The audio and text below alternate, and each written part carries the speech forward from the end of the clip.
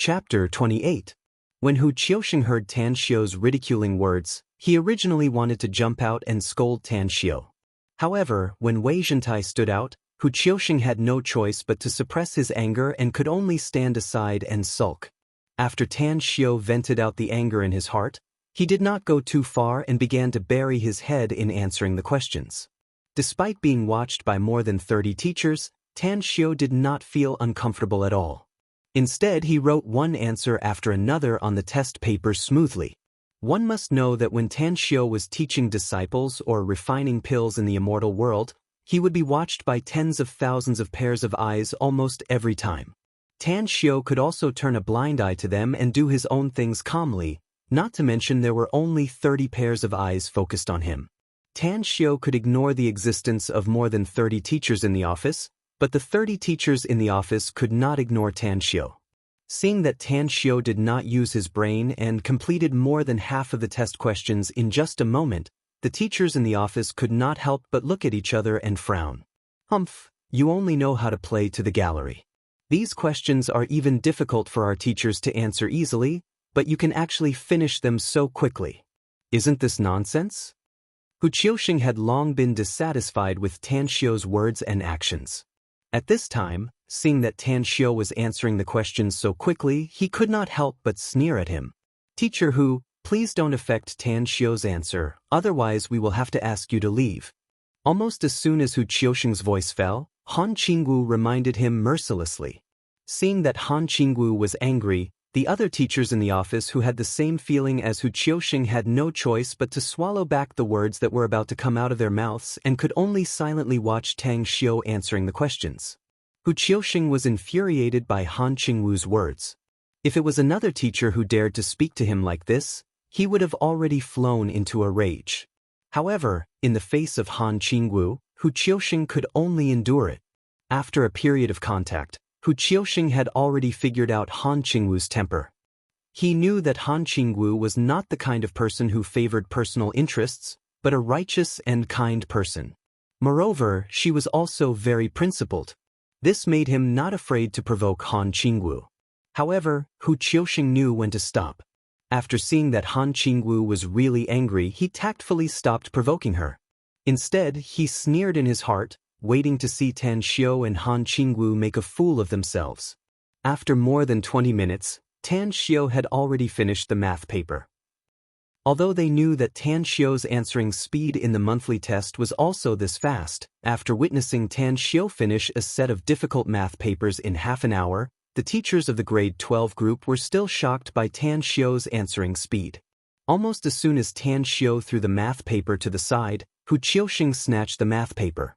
After Hu Qiusheng took the paper, the corner of his mouth slightly raised, and he was ready to blurt out the sarcastic words that he had long prepared. However, when Hu Qiusheng clearly saw the answers to the first 3 multiple-choice questions, he felt as if there was a fishbone stuck in his throat, and his face was also swollen red. After getting the paper, Hu Qiusheng had done the first 3 multiple-choice questions in the math paper. He found that these 3 multiple-choice questions were not only difficult, but also extremely tempting. As long as one was a little careless or did not have a solid grasp of the knowledge, it was possible to make a mistake. Therefore, Hu Qiusheng felt that Tan Xiu would most likely get the first 3 questions wrong. Unexpectedly, after getting Tan Xiu's completed paper, he found that Tan Xiu actually got all the first 3 questions correct. Thinking about how it took him 5 minutes to finish the first 3 questions, and he accidentally got 1 question wrong, but Tan Xiu answered all the questions in almost a few seconds, Hu Qiusheng naturally did not believe it. The 4th question, correct. The 5th question, correct.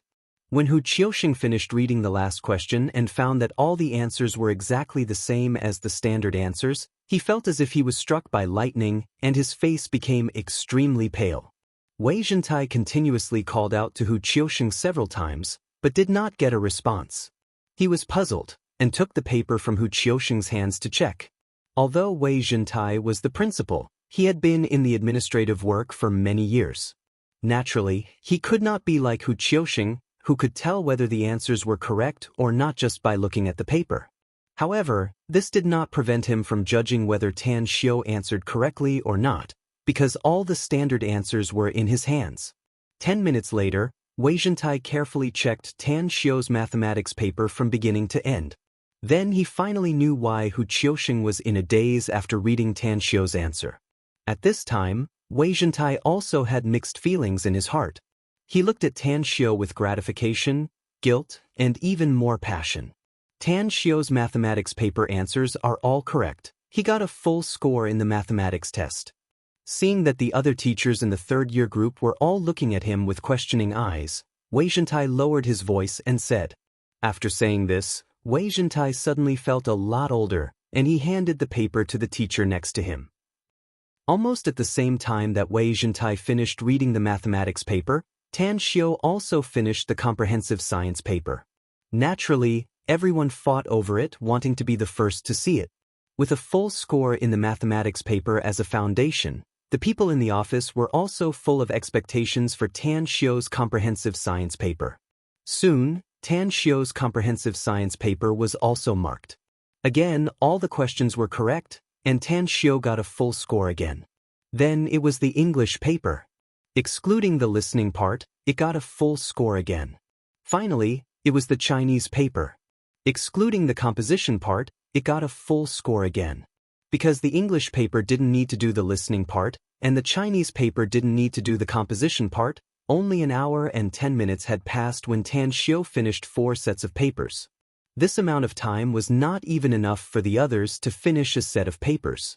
Silence. Silence. There was dead silence. After marking all of Tan Xiu's test questions, the teachers in the third-year group all fell into silence. These teachers seemed to have been immobilized, standing motionless in the same place with a pondering look on their faces. Hu Qiuxing suddenly seemed to have aged by several decades. His face no longer had the arrogant and ferocious look from before, but had a look of absent-mindedness. Only Han Qingwu had a face of excitement. Although Han Qingwu chose to trust Tan Xiu, before Tan Xiu's test results came out, her heart was still perturbed. Especially when she saw the speed at which Tan Xiu answered the questions, her heart was in her throat, and she didn't even dare to breathe loudly. Now that she saw that Tan Xiu didn't let her down at all and handed in such an answer that exceeded her expectations, Han Qingwu was not only excited, but also gratified. Principal Wei, there shouldn't be any possibility of Tan Xiu cheating in his test results this time, right? Han Qingwu found that everyone in the office fell into silence after looking at Tan Xiu's test papers. The atmosphere in the office became unusually strange.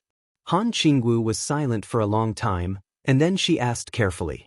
The test papers were delivered to my office after you all went to work. The test for Tan Xiu was also an impromptu idea.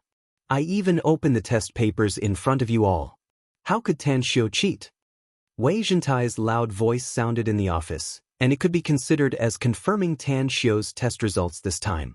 Then Tan Xiu's monthly test results should also be valid, right? Han Qingwu struck while the iron was hot and asked. The set of test papers that Tan Xiu has just done is at least 2 levels more difficult than the monthly test papers. Since Tan Xiu can get a full score in this test, then it's not surprising that Tan Xiu got 712 points in the monthly test. Wei Zhentai naturally knew Han Qingwu's worries, and he smiled and nodded. In that case, should the bet between Teacher Hu and Miss Han be fulfilled? In addition, Teacher Hu just said that if I didn't cheat in the monthly test, he would resign from one middle school. I don't know if Teacher Hu's words are valid. Just as Wei Zhentai was about to comfort and praise Tan Xiu to encourage Tan Xiu to make persistent efforts, Tan Xiu's clear voice suddenly sounded in the office. Hearing Tan Xiu's words, everyone in the office felt a thump in their hearts, and they subconsciously focused their eyes on Hu Qiuxing. It was just that after Hu Qiuxing finished reading Tan Xiu's math test answers, he seemed to have lost his soul. His eyes were absent-minded as he sat on his seat in a daze and entered a state of oblivion. He didn't even know what the people in the office were saying or doing. Tan Xiu, although Teacher Hu's attitude toward you was a bit extreme, but it was also because he was resentful that you didn't meet his expectations. Now that Teacher Hu knows that he misunderstood you, he must be feeling very uncomfortable inside. Can you not make things difficult for him anymore? Han Qingwu looked at the dazed Hu Qiuxing, and she couldn't bear it, so she subconsciously pleaded for Hu Qiuxing. Everyone in the office obviously didn't expect Han Qingwu to plead for Hu Qiusheng, and she was the first one to speak up for Hu Qiusheng. For a moment, they looked at Han Qingwu with respect and admiration. Before today, Hu Qiusheng had been targeting Han Qingwu, and from time to time, he would provoke Han Qingwu. Everyone in the office asked themselves, if they were in Han Qingwu's shoes, they would never be able to do this. I'll listen to Miss Han. If the principal and teachers have nothing else to say, I'll go back to the classroom first. The reason why Tan Xiao said that on purpose after the test was to remind Hu Qiusheng that he hadn't forgotten about the conflict between him and Hu Qiusheng. He wanted to stop Hu Qiusheng from transferring him back to class 5 again. He didn't really want to kick him when he was down.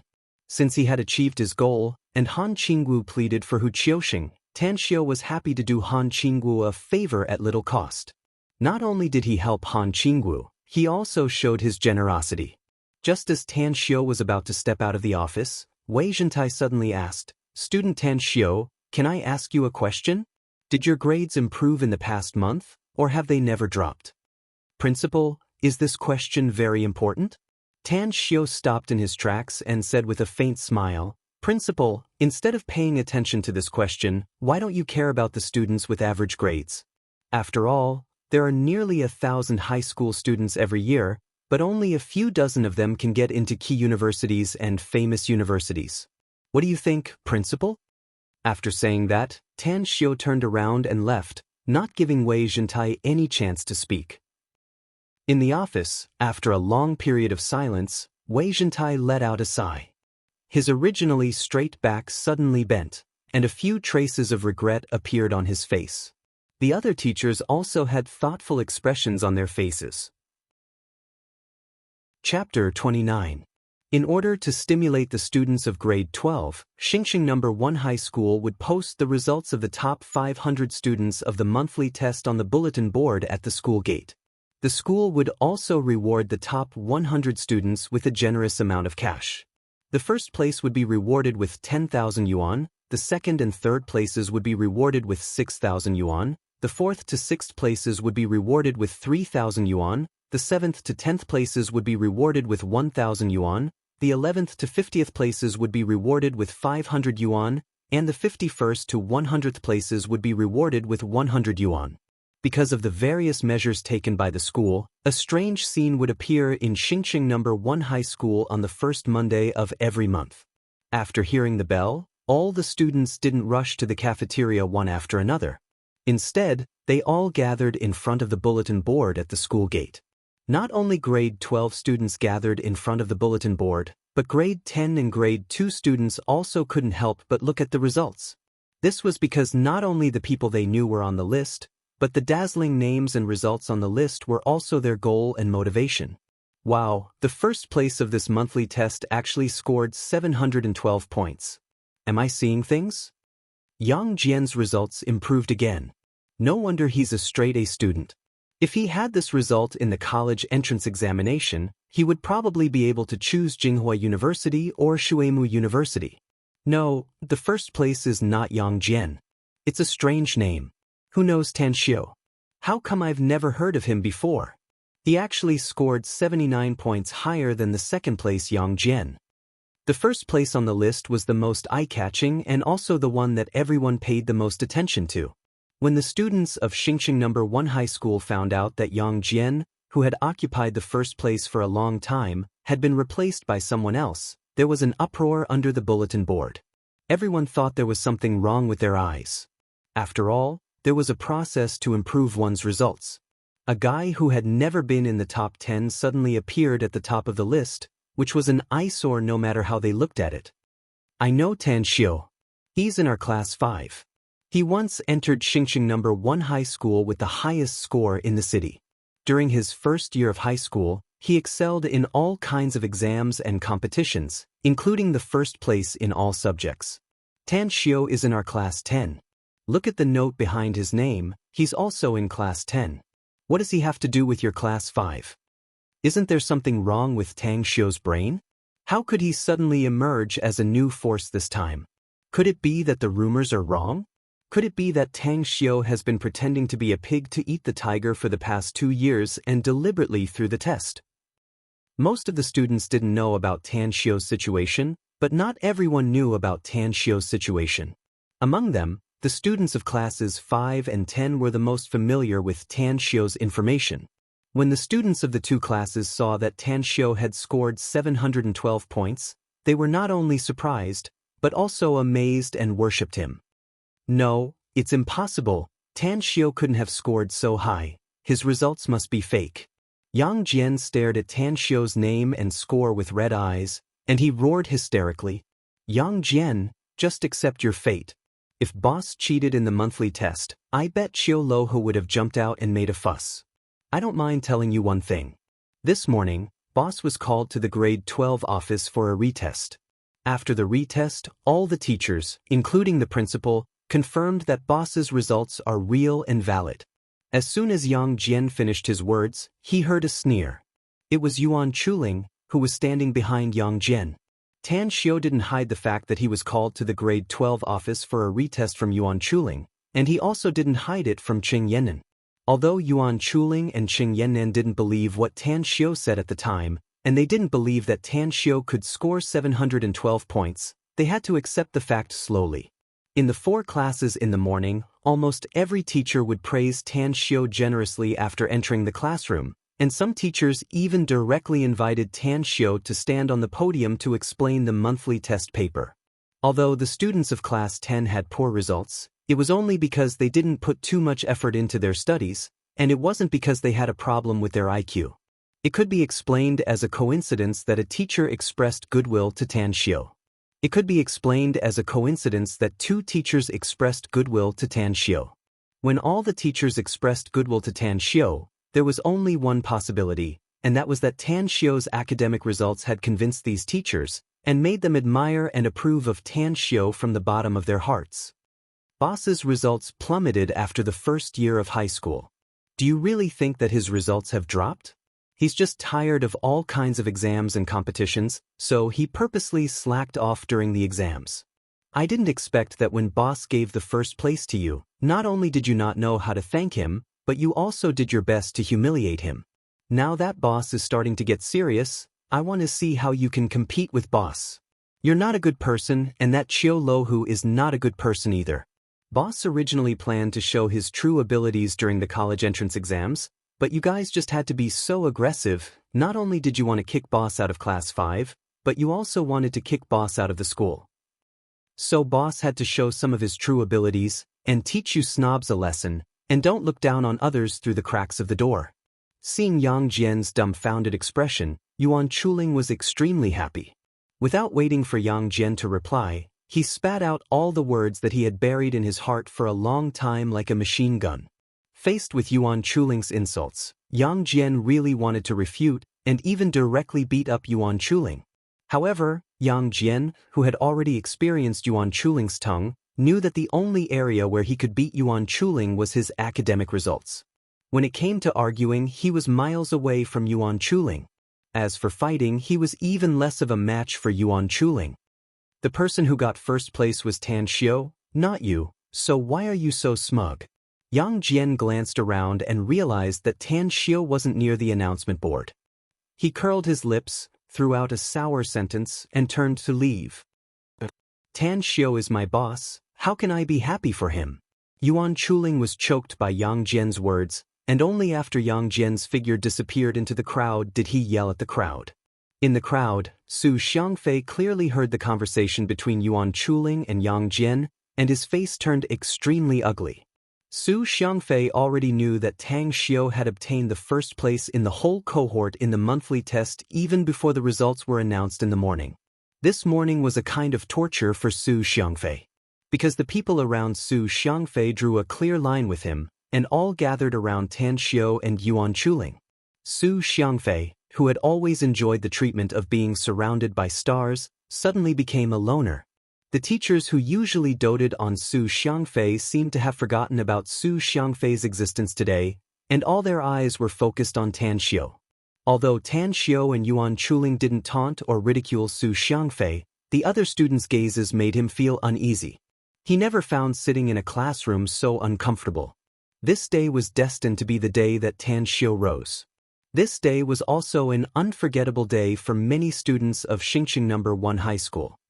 Ha, I told you that my big brother is absolutely not an ordinary person. You see, your people's ability to gather information is so bad, they are not as good as my people. In the West Pool Resort, after Long Jinglin received a text message, he laughed and then handed the phone to a youth sitting opposite him. 712 points? Xingqing No. 1 High School got first place in March's monthly exam, but this result doesn't mean anything. At most, it shows that his academic performance is excellent, that's all. Do you think that a bookworm can help us snatch Walled Hill Village from the hands of a group of rich second generations? Long Zhengyu looked at the text message on the phone and said in disapproval, "Big brother, please believe me this time." Tan Xiu's observation and calculation ability are really strong. Didn't those rich second generations say that Walled Hill Village is completely up to luck? Apart from Tan Xiu, do you think you can find other casino experts in Star City to help you? Seeing that his big brother was stubborn, Long Jinglin became anxious. Hearing this, Long Jingyu was silent. The Long family started by relying on the F&B business and had been immersed in this industry for 50 years. The Long family's F&B business was already the hegemon in the entire Shuangqing province. But in the past 2 years, the general environment was not good, which led to the profit of the F&B business becoming more and more meager. Therefore, the Long family began to seek market transformation and then aimed at the F&B business. After a lot of market research and field investigation, the Long family locked their target on Walled Hill Village, which was less than 50 kilometers away from the main city area. However, before the Long family had the time to start on Walled Hill Village, the news that Walled Hill Village was included in the Shuangqing province's overall urban and rural planning blueprint suddenly came. Walled Hill Village, with its more than 600 years of unique historical culture and natural landscape, was one of the famous scenic spots.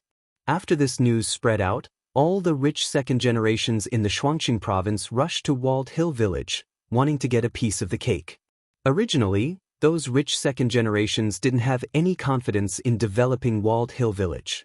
But when they learned that the Long family was unexpectedly eyeing this piece of land, their confidence instantly burst. Because of the Long family's investment projects in the past few years, the Long family seemed to have never failed. So much so that the Long family's investment field became the wind vane for all the people in the circle. However, because of the Long family's influence in the Shuangqing province, the Long family was the first to aim at Walled Hill Village. Therefore, the rich second generations of the Shuangqing province didn't dare to forcibly snatch Walled Hill Village from the Long family's hands. Therefore, they could only join hands to pressure the Long family and make a bet. Whoever won the bet, the development rights of Walled Hill Village would belong to that person. It seemed to be for the sake of testing the younger generation or training the successor. Regarding the competition for the Walled Hill Village project, the elders of the several families didn't take any action and let the rich second generations toss and turn within the rules. This was the first time that Long Zhengyu was independently responsible for the development of a project. He was ambitious and had never thought that he would encounter other people's joint attack when he just took over the project. Facing these people's carefully arranged bet, Long Zhengyu found that he was unexpectedly forced into a dead end. In desperation, he could only seek help from his younger brother, who was known as a ghost. He didn't know what was wrong with his younger brother, who had always been so wise that he even recommended an ordinary high school student to him. This made Long Zhengyu lose confidence in obtaining the development rights of Walled Hill Village. Chapter 30. Uncle, may I ask if there are any wild beasts roaming around the mountain? At the foot of Walled Hill Village, Tan Xiu respectfully asked a farmer, "Do you want to eat wild game?" There are a lot of wild game on the mountain. On the ground, there are pheasants, hares, and wild boars. In the water, there are wild turtles, crocodiles, giant salamanders, and even more flying in the sky. The old farmer took out a pipe from his mouth and exhaled a mouthful of thick smoke as he leisurely replied. Upon hearing the old man's words, Tan Xiu was overjoyed. Sure enough, the locals knew the situation the best. He had wandered around the mountain for most of the night without finding anything, but he had never thought that asking the locals would give him such a big harvest.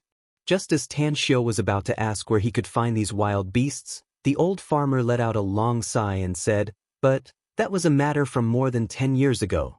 In recent years, there have been too many people hunting in the mountain, and many of the wild beasts have been hunted and scared away. Nowadays, there are very few wild beasts on the mountain. Even if there are some, ordinary people would not be able to find any trace of them." The old farmer's words were like a bucket of cold water that fell from the sky, causing Tan Xiu's heart to turn cold. The smile that had just appeared on his face instantly froze. After politely bidding farewell to the old farmer, Tan Xiu began to inquire the next household. But he didn't expect that after asking dozens of households at the foot of Walled Hill Village, he still didn't get a satisfactory answer. This made Tan Xiu almost despair. Even the locals had never heard any rumors about fierce beasts. Did this mean that there really weren't any fierce beasts in Walled Hill Village? Tan Xiu was the kind of person who pursued perfection and the extreme in everything he did. Since he couldn't find any trace of fierce beasts last night, it led to the lack of one of the raw materials for the body refining liquid, which made Tan Xiu extremely unwilling. Therefore, after school at noon, Tan Xiu left a leave of absence and went to Walled Hill Village. Since he couldn't get any useful information from the mouths of the Walled Hill Village's farmers, Tan Xiu simply went to the mountain again and personally explored it. Walled Hill Village was surrounded by precipitous cliffs that were more than 500 meters above sea level and more than 200 meters higher than the surrounding ground. The terrain was high in the middle and low in the surroundings. The flat ground was protruding, giving the feeling of a lofty mountain rising from the flat ground. This kind of terrain was extremely rare in the Shuangqing province. Zhang Xianzhong had once occupied the Walled Hill Village as the king of the mountain. Moreover, he had also built the city walls, city gates, as well as the mysterious Li family's ancestral hall, the sword-splitting stone, the official's house, the fort, the goddess of mercy temple, and other buildings. Therefore, there was a winding path at the foot of the mountain that led directly to the top of the mountain.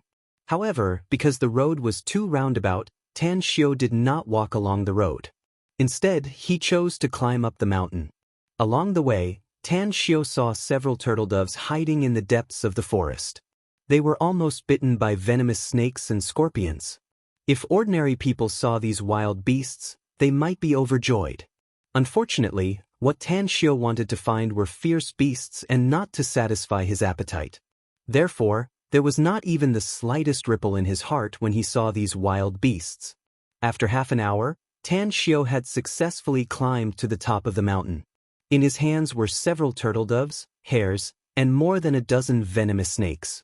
His school bag was also filled with scorpions and a variety of rare medicinal herbs. Originally, Tan Xiu did not intend to hunt the wild beasts on the mountain. However, he thought that his family owned a restaurant and his mother's body was also extremely lacking in nutrition. Therefore, he thought that it would be a waste if he did not take the wild beasts that were delivered to him. Therefore, he casually hunted all the wild beasts that he could see. "Brat, you're good. The 5 of us hunted for half a day only to catch 2 hares, but you actually caught so many turtle doves and venomous snakes by yourself? Brat, how much do you want to sell the wild beasts in your hands? Give us a price, we'll buy them all. Brat, looking at your attire, you should be from the mountains. Can you take us to buy wild beasts? We'll pay you." As soon as Tan Xiu stood up, he was surrounded by 5 people. These people looked at the turtle doves and venomous snakes in Tan Xiu's hands with fiery eyes. The only thing that they didn't do was to snatch them. Seeing that Tan Xiu had climbed up from the bottom of the cliff and did not drive a car, these people subconsciously thought that Tan Xiu was a farmer who hunted wild beasts in the mountains in exchange for pocket money. When they spoke to Tan Xiu, their words revealed a sense of arrogance. When they looked at Tan Xiu, their gazes were also condescending. They did not give Tan Xiu enough respect. "Sorry, I already have a buyer for these game. I can't sell them to you." Tan Xiu faintly glanced at the 5 people around him and refused without hesitation. Tan Xiu clearly saw that there were 3 off-road vehicles parked on the roadside not far away. They were a Wrangler, a Land Rover, and a Mercedes-Benz. Therefore, the identities of these 5 people were either rich or noble. Tan Xiu did not want to provoke them. So, he simply cut off their thoughts of pestering him with a sentence. It was just that Tan Xiu had obviously underestimated the determination of these people to obtain the game. Brat, what price do you sell these wild beasts to others? We'll pay you double the price. As long as you can name a price, we can afford it. A young man wearing a checkered shirt stared at Tan Xiu and said confidently, "A man should keep his word. No matter how much money you give me, I will not sell these things to you." Seeing the checkered shirt's appearance, Tan Xiu subconsciously frowned and said impatiently, "Can you please move aside? I'm going down the mountain." Tan Xiu originally planned to practice in this spiritual vein for a while, but now that the spiritual vein was occupied, he could only dispel the idea of practicing and come back another day. "Yo, kid, you have quite a character. Well, we don't want all the things on you. You leave 1 or 2 game for your next family and sell the rest to us at a high price. So, you can earn money and also entertain the next family. You won't break your promise." The checkered shirt smiled and helped to give an idea. Seeing that the checkered shirt was reasonable, and Tan Xiu did not want to have too much entanglement with the other party, Tan Xiu already had the idea of agreeing to the other party. But before Tan Xiu had time to nod, he was interrupted by a rough voice. "Xuerenfei, you're getting more and more boring. Why are you wasting time with a kid? Isn't it just some game? You don't need to pay, just grab it." The one who spoke was a sturdy man with a ferocious-looking face. He was 1.9 meters tall and looked like an iron tower. What Zhang Yongjin said is right. The entire walled hill village is ours, not to mention these game. Whether he is willing or not, he must hand over the game in his hands today. "Kid, turtle doves are protected animals by the state. Catching turtle doves is illegal. Shouldn't you come with us to the police station?" Along with the iron tower like big man, Zhang Yongjin's words, the other 3 people also burst into laughter. They looked at Tan Xiu with ridicule, wanting to see how Tan Xiu would deal with the situation in front of him. Xuerenfei obviously didn't expect that his companions would choose to threaten and intimidate Tan Xiu. This made him, who was used to using money to clear the way, fall into silence. However, Xuerenfei didn't obstruct his companion's interest. After all, he had given this peasant boy a chance, but this peasant boy didn't know how to cherish it. "Do you think it's interesting to do this?" Xuerenfei and the others thought that the peasant boy in front of them would be scared to the point that his hands and feet would turn pale. However, the opposite party just looked at them with a strange expression, and then revealed a ridiculing smile on his face. What do you mean?" Zhang Yongjin was dumbfounded when he saw that the peasant boy in front of him didn't act according to the script he had envisioned. The others were also dumbfounded as they looked at each other in dismay. They didn't understand what was going on. "I just think it's boring for you to do this." Tan Xiu smiled and explained in a soft voice. "First of all, forcibly seizing is wrong. Moreover, you may not necessarily be able to snatch it away from me. Secondly, you shouldn't use the Public Security Bureau to scare me. I also know some people in the City Bureau. Lastly, Walled Hill Village belongs to the state, not to you. Only after you get the development rights will you be qualified to say such words." After saying those words, Tang Xiu then left leisurely. Only when Tan Xiu's figure disappeared did Xuerenfei, Zhang Yongjin and the others react to what had happened. "Fuck, what happened just now? Did we get slapped in the face? What's this called acting cool?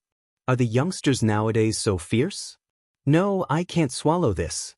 I don't believe that I can't deal with this country bumpkin." Several people roared and then got into their cars, wanting to give Tan Xiu an unforgettable lesson. Xuerenfei and the others chased after Tan Xiu for a few minutes, but they still didn't see him. They knew that their pursuit was in vain. Recalling their pitiful harvest on the hill, as well as the fact that they were slapped in the face by Tan Xiu, they didn't have the mood to continue hunting. Each and every one of them cursed and went down the hill. After the few cars gradually disappeared on the winding road, a figure jumped down from a pine tree on the hilltop. It turned out that Tan Xiu didn't really go down the hill, but went to a remote corner and hid there.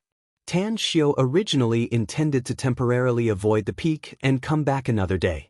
But when Tan Xiu inadvertently saw the exhausted faces of Xuerenfei and the others, he concluded that Xuerenfei and the others wouldn't be able to stay on the hill for a long time.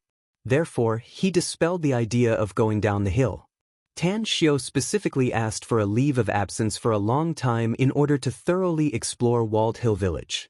Naturally, he didn't want to return without any achievements. This is too much. He actually asked for a leave of absence at this critical juncture. Moreover, he ran away without my permission. What's the difference between this and skipping class?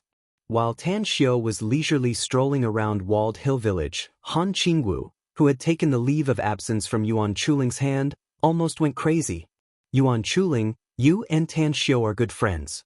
How could you watch him wallow in self-degradation? Why didn't you dissuade him from this absurd behavior?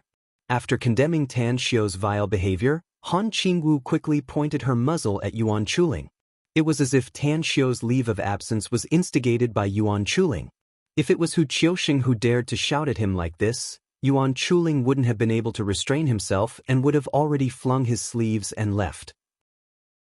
But facing Han Qingwu's accusation, Yuan Chuling was like a primary school student who had done something wrong. He didn't even dare to breathe loudly. Miss Han, you can't blame Yuan Chuling for this matter. Tan Xiao threw the leave of absence slip and ran away. He simply didn't give us the opportunity to speak. Seeing that the head teacher had reprimanded Yuan Chuling for a long time without any intention to stop, Qing Yannan explained in a soft voice from the side. In fact, Tan Xiao had already considered the consequences of asking for a leave of absence or asking Yuan Chuling to help him. Therefore, he directly threw the leave of absence slip to Qing Yannan and asked Qing Yannan to help him pass it to the head teacher. However, Qing Yannan thought that Tan Xiao was joking with her, so she took the leave of absence slip and asked Yuan Chuling. Just at this time, Han Qingwu entered the classroom. Yuan Chuling, who had a few brain cells in his head, directly handed the leave of absence slip to Han Qingwu and then welcomed Han Qingwu's storm-like devastation. Chapter 31. After Han Qingwu vented for a while, she also knew that she had wrongly blamed Yuan Chuling. She looked at Yuan Chuling with an apologetic look in her eyes. Although Yuan Chuling's score was not as exaggerated as Tan Xiao's, but in this monthly test, Yuan Chuling also got 476 points. It must be known that this monthly test was very difficult. In the whole grade, there were only 27 people who got more than 550 points. Yuan Chuling's score of 476 points was already in the top 300 of the grade. In the whole class 10, there were only 5 people in the top 300 of the grade. Yuan Chuling, Tan Xiao didn't stay in the dormitory last night. Today he asked for leave. Do you know what he is busy with? Han Qingwu asked with concern. I don't know. Yuan Chuling was a day student. He didn't know that Tan Xiao ran away from his bed at night. Thinking of Tan Xiao's restaurant being smashed, his eyes couldn't help but flash a trace of panic. You are lying. You must know the reason. Hurry and tell teacher, is Tan Xiao in trouble? Keenly catching the change in Yuan Chuling's face, Han Qingwu nervously asked. Yuan Chuling, if Tan Xiao really is in trouble, please tell us. You also don't want Tan Xiao to have an accident at the critical moment of the college entrance examination, right? Clearly listening to Han Qingwu and Yuan Chuling's words, Qing Yannan's heart also jumped to her throat. Yuan Chuling originally had a psychological shadow about Tan Xiao's restaurant being smashed. At this time, seeing Han Qingwu and Qing Yannan's nervous faces, his heart also panicked. After hesitating for a moment, Yuan Chuling told him about Tan Xiao's restaurant being smashed. Suddenly hearing that Tan Xiao's restaurant was smashed, Han Qingwu and Qing Yannan were shocked. They pulled Yuan Chuling out of the classroom and asked Yuan Chuling to lead the way to Linjia restaurant. Half an hour later, Han Qingwu's car stopped at the roadside in front of the restaurant. Looking at the bustling scene in the restaurant, she couldn't help but be stunned. Yuan Chuling, are you sure you didn't bring us to the wrong place? Qing Yannan also felt that something was wrong. She asked suspiciously. Yes, when I came here 2 days ago, the entire hall was smashed to pieces, and the hall was also stained with blood. I also went in to vent my anger and beat up 2 people. Yuan Chuling was also surprised. The scene in front of him was completely beyond Yuan Chuling's imagination. It was reasonable to say that the restaurant would not be able to open for at least a few days after it was smashed to such a state. But now, not only was Linjia restaurant operating normally, but its business was also very good. The restaurant's 3 walls and ceiling are all decorated with solid wood granular boards, which cost at least 200,000 yuan. The floor is Marco Polo tiles, and the area of 100 square meters is nearly 100,000 yuan. More than 30 sets of solid wood tables and chairs are estimated to cost 200,000 yuan, and the soft decoration also costs 50,000 to 60,000 yuan. And the business of this restaurant is very good. Not only are the 18 tables in the restaurant hall full, but there are at least 6 tables outside the restaurant waiting in line. Even if the net profit of each table is only 50 yuan, the restaurant's net profit every day is at least 20,000 yuan. When Yuan Chuling was still wondering why Linjia restaurant suddenly changed so much, Han Qingwu's voice suddenly sounded in his ear. Yuan Chuling, don't you think your lies are too inferior? If this restaurant is really Tan Xiu's family, will his days in school be so hard that he can't even pay the tuition fees? Just when Yuan Chuling was wondering why the homeroom teacher suddenly analyzed the restaurant's decoration and profit, Han Qingwu's voice suddenly became cold, and she scolded sternly. I don't know what's going on. What I told you before was the truth, Yuan Chuling said at a loss. Get out of the car and go back to school by yourself. If you are late for the evening self-study session, hand me a reflection letter of more than 1,000 words. Han Qingwu was too lazy to listen to Yuan Chuling's explanation, but she ordered coldly, I'll go down and see what's going on. Maybe the owner of this restaurant has changed. It was the first time that Yuan Chuling saw Han Qingwu angry. Under Han Qingwu's fierce gaze, Yuan Chuling scrambled out of the car and explained while trembling. But before Yuan Chuling could finish his words, Han Qingwu stepped on the accelerator, and the maroon Tuareg quickly merged into the traffic. It was not until the Tuareg disappeared that Yuan Chuling realized that his wallet and mobile phone were in the desk, and he didn't even have a penny on him. It will take at least an hour to walk from here to school. I will definitely be late for the evening self-study session. This reflection letter is definitely written. Yuan Chuling silently estimated the distance from the restaurant to school, and his face turned bitter. I thought I was mistaken. Why are you standing outside? Come in and have a seat. Just as Yuan Chuling was wondering if he should go into the restaurant to see what was going on, a familiar voice rang in Yuan Chuling's ear. Yuan Chuling looked up and found that the person talking to him was Tan Xiu's mother, Su Lingyun. He immediately revealed an excited expression.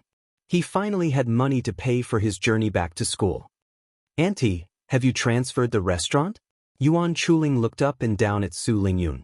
He found that Su Lingyun's clothes had not changed at all from 2 days ago. A guess quickly emerged in his heart, and he asked with a face full of concern. No, this restaurant is still mine. It's just that Auntie renovated the restaurant. At the same time, Auntie came up with a few new seasonings, and the restaurant's business suddenly became booming. Hearing Yuan Chuling mention the restaurant, Su Lingyun's face showed a joyful smile. Hearing Su Lingyun's words, Yuan Chuling felt strange. He wanted to be curious about where the money for renovating the restaurant came from, but because he was not familiar with Su Lingyun, he was too embarrassed to ask. Auntie, Tan Xiu got 712 points in this monthly test, which is 79 points higher than the second place in the grade. You don't have to worry about his grades in the future. After a moment of silence, Yuan Chuling deliberately led the topic to Tan Xiu. He wanted to test whether Su Lingyun knew Tan Xiu's whereabouts. Yuan Chuling originally wanted to ask Tan Xiu's whereabouts directly, but he was afraid that Su Lingyun did not know that Tan Xiu had asked for leave. If he let Su Lingyun know that Tan Xiu had asked for leave, it would cause Su Lingyun to worry, so he had to ask Su Lingyun indirectly. Xiu really got the first place in the grade. Great, I knew he wouldn't lie to me. When Su Lingyun heard that Tan Xiu got the first place in the grade, although she was very happy, she was obviously not as excited as Yuan Chuling imagined. Remembering that before the monthly test results came out, Su Lingyun believed that Tan Xiu could get the first place in the grade, Yuan Chuling suddenly became silent again. However, from Su Lingyun's mouth, Yuan Chuling could almost determine that Su Lingyun did not know Tan Xiu's whereabouts. After chatting with Su Lingyun for a while, Yuan Chuling asked Su Lingyun for the fare to go back to school. When Yuan Chuling returned to school, he was surprised to find that Tan Xiu's seat was actually sitting with a bald head, and this bald head looked a bit familiar. Long Jinglin, how come you came to our school? After staring at the bald head for a long time, Yuan Chuling spoke in a surprised voice. Fatty, you're not dead yet? I thought you committed suicide after that incident. After seriously staring at Yuan Chuling for a moment, Long Jinglin affectionately greeted him. Hearing Long Jinglin's words, Yuan Chuling's facial muscles fiercely twitched, and he snappily replied, You're not dead yet, how can I die before you? Star City could not be said to be big, but it was not small either. The Long family was a well-deserved giant in the Shuangqing province's restaurant business, with assets of tens of billions. The Yuan family was just a rookie in the real estate industry, and their qualifications were less than 1% of the Long family's. When it came to the family's heritage, the Long family threw the Yuan family 10 streets away. It was reasonable to say that the two families should not have any intersection, and Yuan Chuling and Long Jinglin would not become close friends. However, a lot of things were completely dependent on fate. Yuan Chuling and Long Jinglin didn't get to know each other because of the family behind them. They got to know each other because they coincidentally entered the same school and the same class. Although they had only been classmates for a short year, the like-minded Yuan Chuling and Long Jinglin had forged a deep friendship, and the friendship between them also led to the family behind them to have a closer business relationship. Until 2 years ago, when Yuan Chuling's parents had a divorce, Yuan Chuling began to abandon himself to despair and entered a state of self-isolation. Only then did the two of them sever their relationship. However, the friendship between the two of them obviously did not fade with the passage of time. After not seeing each other for 2 years, not only did Yuan Chuling and Long Jinglin not become strangers, they became even more intimate. I'm looking for Tan Xiu. Do you know where Tan Xiu went? After exchanging some conventional greetings, Long Jinglin went straight to the point and asked Yuan Chuling, You're looking for my boss? Why are you looking for him? Hearing that Long Jinglin had unexpectedly come to look for Tan Xiu, Yuan Chuling was stunned. In his knowledge, these two people should not be from the same world. Tan Xiu is your boss? Long Jinglin's mouth twitched when he heard this. Thinking of how he had shamelessly pestered Tan Xiu and asked Tan Xiu to become his disciple, he suddenly felt a pain in the ass. Yes, his brain is smarter than mine, his grades are better than mine, and he is also more handsome than me. The most important thing is that he treats people warmly and sincerely and knows how to take care of people. What's wrong with me recognizing him as my boss? Yuan Chuling did not know about the matter between Long Jinglin and Tan Xiu. He thought that Long Jinglin felt that Tan Xiu was not worthy to be his boss, so he could not help but patiently explain. You still haven't said why you're looking for my boss. After he finished speaking, Yuan Chuling found that Long Jinglin was a bit absent-minded, so he couldn't help but urge him again. I'm looking for Tan Xiu for help. I don't know if you have heard about the Walled Hill Village project. Our family is planning to transform into a tourism and catering business, and we're aiming for the Walled Hill Village project. But we never thought that several other families would also take a fancy to this project, so we decided to decide the winner in the casino. Long Jinglin didn't have anything to hide from Yuan Chuling, so he narrated the details to Yuan Chuling. Wait a minute, why am I confused? You want my boss to help you with gambling, but the problem is that my boss is famous for being an obedient child. He never enters the casino, so it's impossible for him to have gambling skills. Just as Long Jinglin's words faded, Yuan Chuling's eyes widened as he involuntarily exclaimed in surprise. Chapter 32. Good boy? Hearing Yuan Chuling's description of Tan Xiu, Long Jinglin's face revealed a strange expression. Would a good boy enter the game hall? Could a good boy make the game hall's boss lose his underwear? Wait a minute, what's with your expression? Could it be that what those bastards said was actually true? Clearly seeing the change in Long Jinglin's expression, Yuan Chuling subconsciously cast his gaze in the direction of Su Xiangfei. Yuan Chuling had just stepped into the classroom this morning when he heard someone spreading a rumor, saying that Tan Xiu went to the game hall last night after the self-study session and played all night. The source of the rumor was Su Xiangfei, Su Duanxin, and Tan Lichuan. Because it was a fact that Tan Xiu didn't go to bed last night, everyone easily believed the rumor spread by Su Xiangfei and the other two. Everyone looked at Tan Xiu with eyes full of contempt and disdain. Not only did his grades were bad, he even went all night to play slot machines. Wasn't this a broken pot? However, when Tan Xiu's monthly test results came out, the direction of public opinion immediately changed. Everyone agreed that Su Xiangfei, Su Duanxin, and Tan Lichuan were deliberately creating rumors to discredit Tan Xiu, because the three of them often went in and out of the game hall was a well-known matter, but everyone had never heard of Tan Xiu entering the game hall.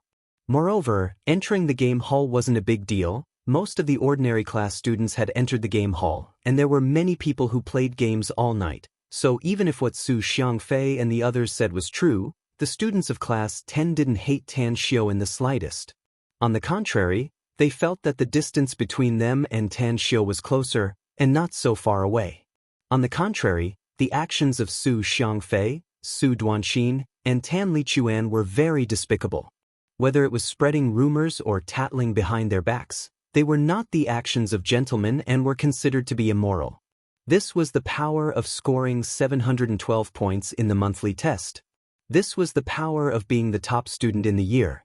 Su Xiangfei and the others obviously did not expect that not only did they fail to discredit Tan Xiu and get Tan Xiu punished, but they were also ostracized by their classmates.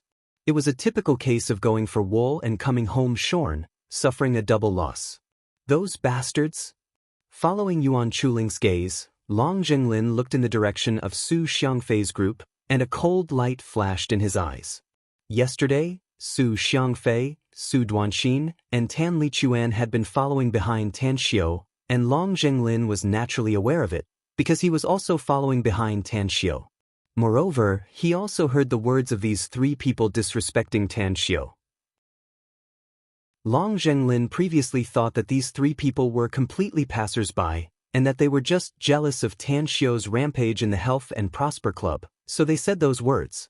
He never thought that these three people were actually classmates of Tan Xiu, which made him loathe these three people. Feeling the loathing in Long Zhenglin's eyes, Su Xiangfei and the others subconsciously lowered their heads, and their complexion became deathly pale. In fact, after Long Zhenglin had arrived at the classroom, Su Xiangfei and the others had turned into ostriches and didn't even dare to breathe loudly because they didn't want to be discovered by Long Zhenglin. They didn't expect that Long Zhenglin would finally notice their existence. "Fatty, you've been long-winded with me for so long, but you still haven't told me Tan Xiu's whereabouts?" After watching Su Xiangfei and the others for a moment, Long Zhenglin retracted his gaze and anxiously asked, "You ask me, but who do I ask?" At noon today, Boss threw a leave slip and ran away, saying that he had an urgent matter to deal with. Yuan Chuling, with a bitter face, recounted his previous encounter. After listening to Yuan Chuling's narration, Long Zhenglin was dumbfounded. "Fatty, if Tan Xiu comes back, you must inform me immediately. If Tan Xiu doesn't show up tomorrow morning, then my brother is dead for sure." Unable to find Tan Xiu in one middle school, Long Zhenglin hurriedly dropped a few words and left. In the classroom of Class 10, Yuan Chuling and Cheng Yannan, the two people were staring at each other. Their faces were full of doubt and shock. The shock that Tan Xiu brought to them these past 2 days was really too big. First, he broke out the first place in the monthly test, and then he unexpectedly became the god of gambling. If someone else told them that Tan Xiu knew gambling techniques, they would certainly sneer at it. But when Long Zhenglin told them these words, and even personally came to one middle school to ask Tan Xiu for help, they had no choice but to believe it. The moonlight was like a veil, and the shadow of a huge black mountain was cast on the earth. At the top of Walled Hill Village, a little starlight fell from the sky and enveloped Tan Xiu. Tan Xiu was bathed in the starlight, and every pore on his body expanded and opened up, crazily absorbing the starlight and refining it into his own celestial essence. This was the second time that Tan Xiu actively cultivated the heavenly art of cosmic genesis after his rebirth. The first time that Tan Xiu actively cultivated the heavenly art of cosmic genesis was because he inadvertently found that his body fit the conditions for cultivating the heavenly art of cosmic genesis. Moreover, he had been reading and reciting the heavenly art of cosmic genesis day and night in the immortal world. As a result, his body inadvertently and passively cultivated the heavenly art of cosmic genesis. Out of curiosity, he took the initiative to cultivate the heavenly art of cosmic genesis. However, the feeling at that time was not very wonderful. The pain of his body being torn apart made Tan Xiu not dare to actively cultivate the heavenly art of cosmic genesis for a long time. Now that he had most of the raw materials needed for the body refining liquid for the qi cultivating realm, Tan Xiu finally dared to actively cultivate the heavenly art of cosmic genesis again. As the starlight slowly entered Tan Xiu's body, the celestial essence in Tan Xiu's body began to increase at a speed visible to the naked eye. 1, 2, 3, 4. The first time that Tan Xiu actively cultivated the heavenly art of cosmic genesis, his body had only formed half a celestial essence. After a month of passive cultivation, Tan Xiu's half a celestial essence gradually became round and full, barely forming a complete celestial essence. Now that Tan Xiu actively cultivated the heavenly art of cosmic genesis for the second time, perhaps because he was sitting on top of a spiritual vein, the speed at which he absorbed the starlight was dozens of times faster than the first time he actively cultivated the heavenly art of cosmic genesis. At the same time, the celestial essence in his body was also dozens of times faster. In just 2 hours, the amount of celestial essence in Tan Xiu's body had increased from 1 to 4. However, when Tan Xiu's celestial essence reached 4, the speed at which Tan Xiu absorbed the starlight dropped sharply. The muscles on his face twitched fiercely, while his body started to sweat profusely, and a puddle of water started to form under his buttocks. The requirement of the heavenly art of cosmic genesis on the strength of the body was too high. Even though Tang Xiu had trained his body day and night for a month and his body's strength had increased a lot, but before he went through the body refining liquid, Tang Xiu's body was still in the state of an ordinary person. The human body had a limit to what it could bear and a limit to its endurance. Moreover, the dantian, meridians, acupoints, blood vessels, and organs all needed to rest. It was impossible for them to operate without limits. When Tang Xiu had accumulated 4 celestial essences inside his body had already reached the limit that it could bear. The explosive power contained in these 4 celestial essences seemed to be able to blow up his body at any time, turning his body into powder. Aya! The severe pain made Tan Xiu unable to care about shocking the world, as he involuntarily looked up to the sky and screamed. Immediately, Tan Xiu began to roll on the ground, while banging his head against the rocks. For a time, the top of Walled Hill Village was filled with howling winds, sand and stones were flying everywhere, and the sky turned dark. Tan Xiu tossed and turned for most of the day, before he managed to vent a part of the power in his body. Immediately, a strong sense of hunger hit him, causing Tan Xiu to feel dizzy. At this moment, Tan Xiu even suspected that he would not have any problem swallowing a few cows. Hey, how come the turtle doves and hares are all gone? When Tan Xiu planned to eat the wild game that he had hunted during the day to satisfy his hunger, he found that only the venomous snake and the scorpion in his backpack were still there. The rest of the wild game unexpectedly disappeared, which made Tan Xiu dumbfounded. One must know that Tan Xiu had started cultivating at 1 a.m., and it was impossible for anyone to go up the mountain in the middle of the night. Moreover, those turtle doves and hares were tied up by Tan Xiu using a special method, so it was impossible for them to escape by themselves. Therefore, this matter was obviously strange. After a short period of horror, Tan Xiu quickly calmed down, while a touch of excitement flashed through his eyes. If it were an ordinary person, perhaps they would think that the mountain was haunted, and would be scared to the point of wetting themselves and crying as they went down the mountain. However, Tan Xiu was not an ordinary person, but a cultivator who had lived in the immortal world for tens of thousands of years. Moreover, he did not come to Walled Hill Village for sightseeing. This is really a case of wearing out iron shoes in fruitless search, only to find it by chance without even looking for it. Tan Xiu knew that the demonic beast that he had been painstakingly looking for had finally appeared. Moreover, the other party had even snatched the prey from his hands. After his soul was restored, Tan Xiu's senses were strengthened more than 10 times. After passively cultivating the heavenly art of cosmic genesis for a month, Tan Xiu's senses were once again strengthened. At this time, Tan Xiu's senses were nearly 100 times stronger than an ordinary person's, and nothing could escape Tan Xiu's eyes and ears. But when the prey beside Tan Xiu disappeared without a trace, and Tan Xiu didn't notice it in the slightest, there was only one explanation. The one who stole the prey was not an ordinary person or a wild beast, but a fierce beast with a cultivation base. Tan Xiu didn't immediately set out to look for the fierce beast, but picked up some dry firewood from the woods on the roadside, lit it up, and began to leisurely barbecue the game. During the tens of thousands of years in the immortal world, not only did Tan Xiu's cultivation reach the acme of perfection, but his talent and attainments in the fields of elixirs, array formations, refining tools, talismans, and other aspects were equally hard to catch up to. More importantly, Tan Xiu was also a gourmet. In order to satisfy his gluttonous desire, Tan Xiu didn't hesitate to spend 100 years to cultivate in this secular world. He traveled all over the world, leaving behind all kinds of legends in the secular world. Finally, he mastered the art of sculpting clouds and cutting the moon, reaching the pinnacle of perfection. 10 minutes later, the venomous snakes in Tan Xiu's hand that were skewered on the stick exuded a tempting aroma. Tan Xiu didn't rush to put them into his mouth, but skillfully took out seasoning salt, cumin powder, 13 spices, and some of his own special seasonings from his school bag and sprinkled them on the snake meat. As the snakeskin opened up little by little, the white and tender snake meat slowly turned golden, and the aroma of the meat in the air became more intense. Suddenly, a whistling sound abruptly rang in Tan Xiu's ears, and at the same time, a fishy smell came into Tan Xiu's nose. "Evil creature, I've been waiting for you for a long time." Tan Xiu seemed to have expected such a scene. He lay back and narrowly avoided the sneak attack from behind. At the same time, a pile of sparks flew from the soles of his feet and poured behind him in an overwhelming manner.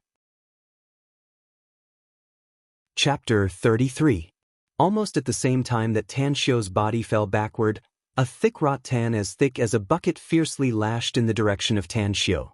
If Tan Xiu's body did not fall backward just now, he would definitely be hit by the rattan. Hiss, hiss, the rattan did not hit Tan Xiu, but its mouth issued a sharp and angry hissing sound.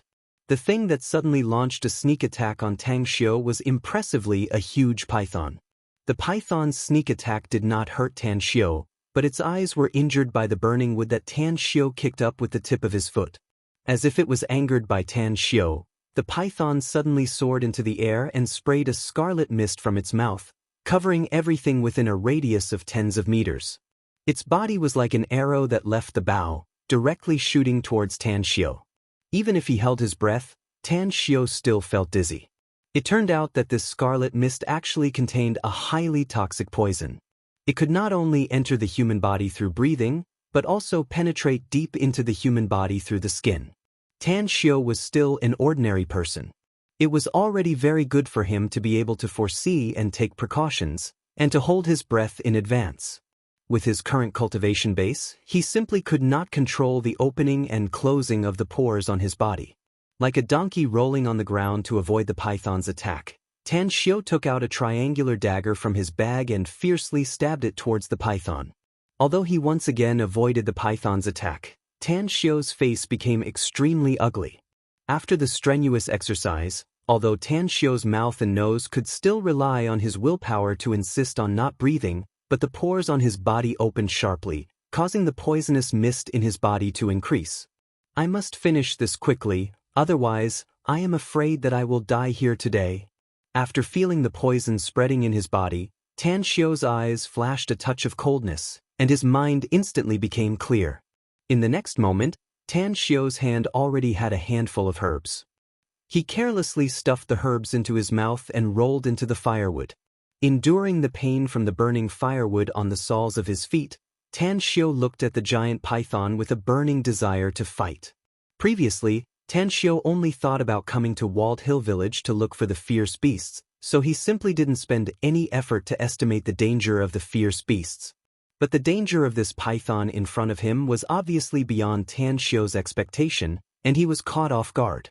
Tan Xiu could only blame himself for being too used to the power and confidence he had in the immortal world for thousands of years, so much so that he had yet to fully adapt to his current identity as an ordinary person.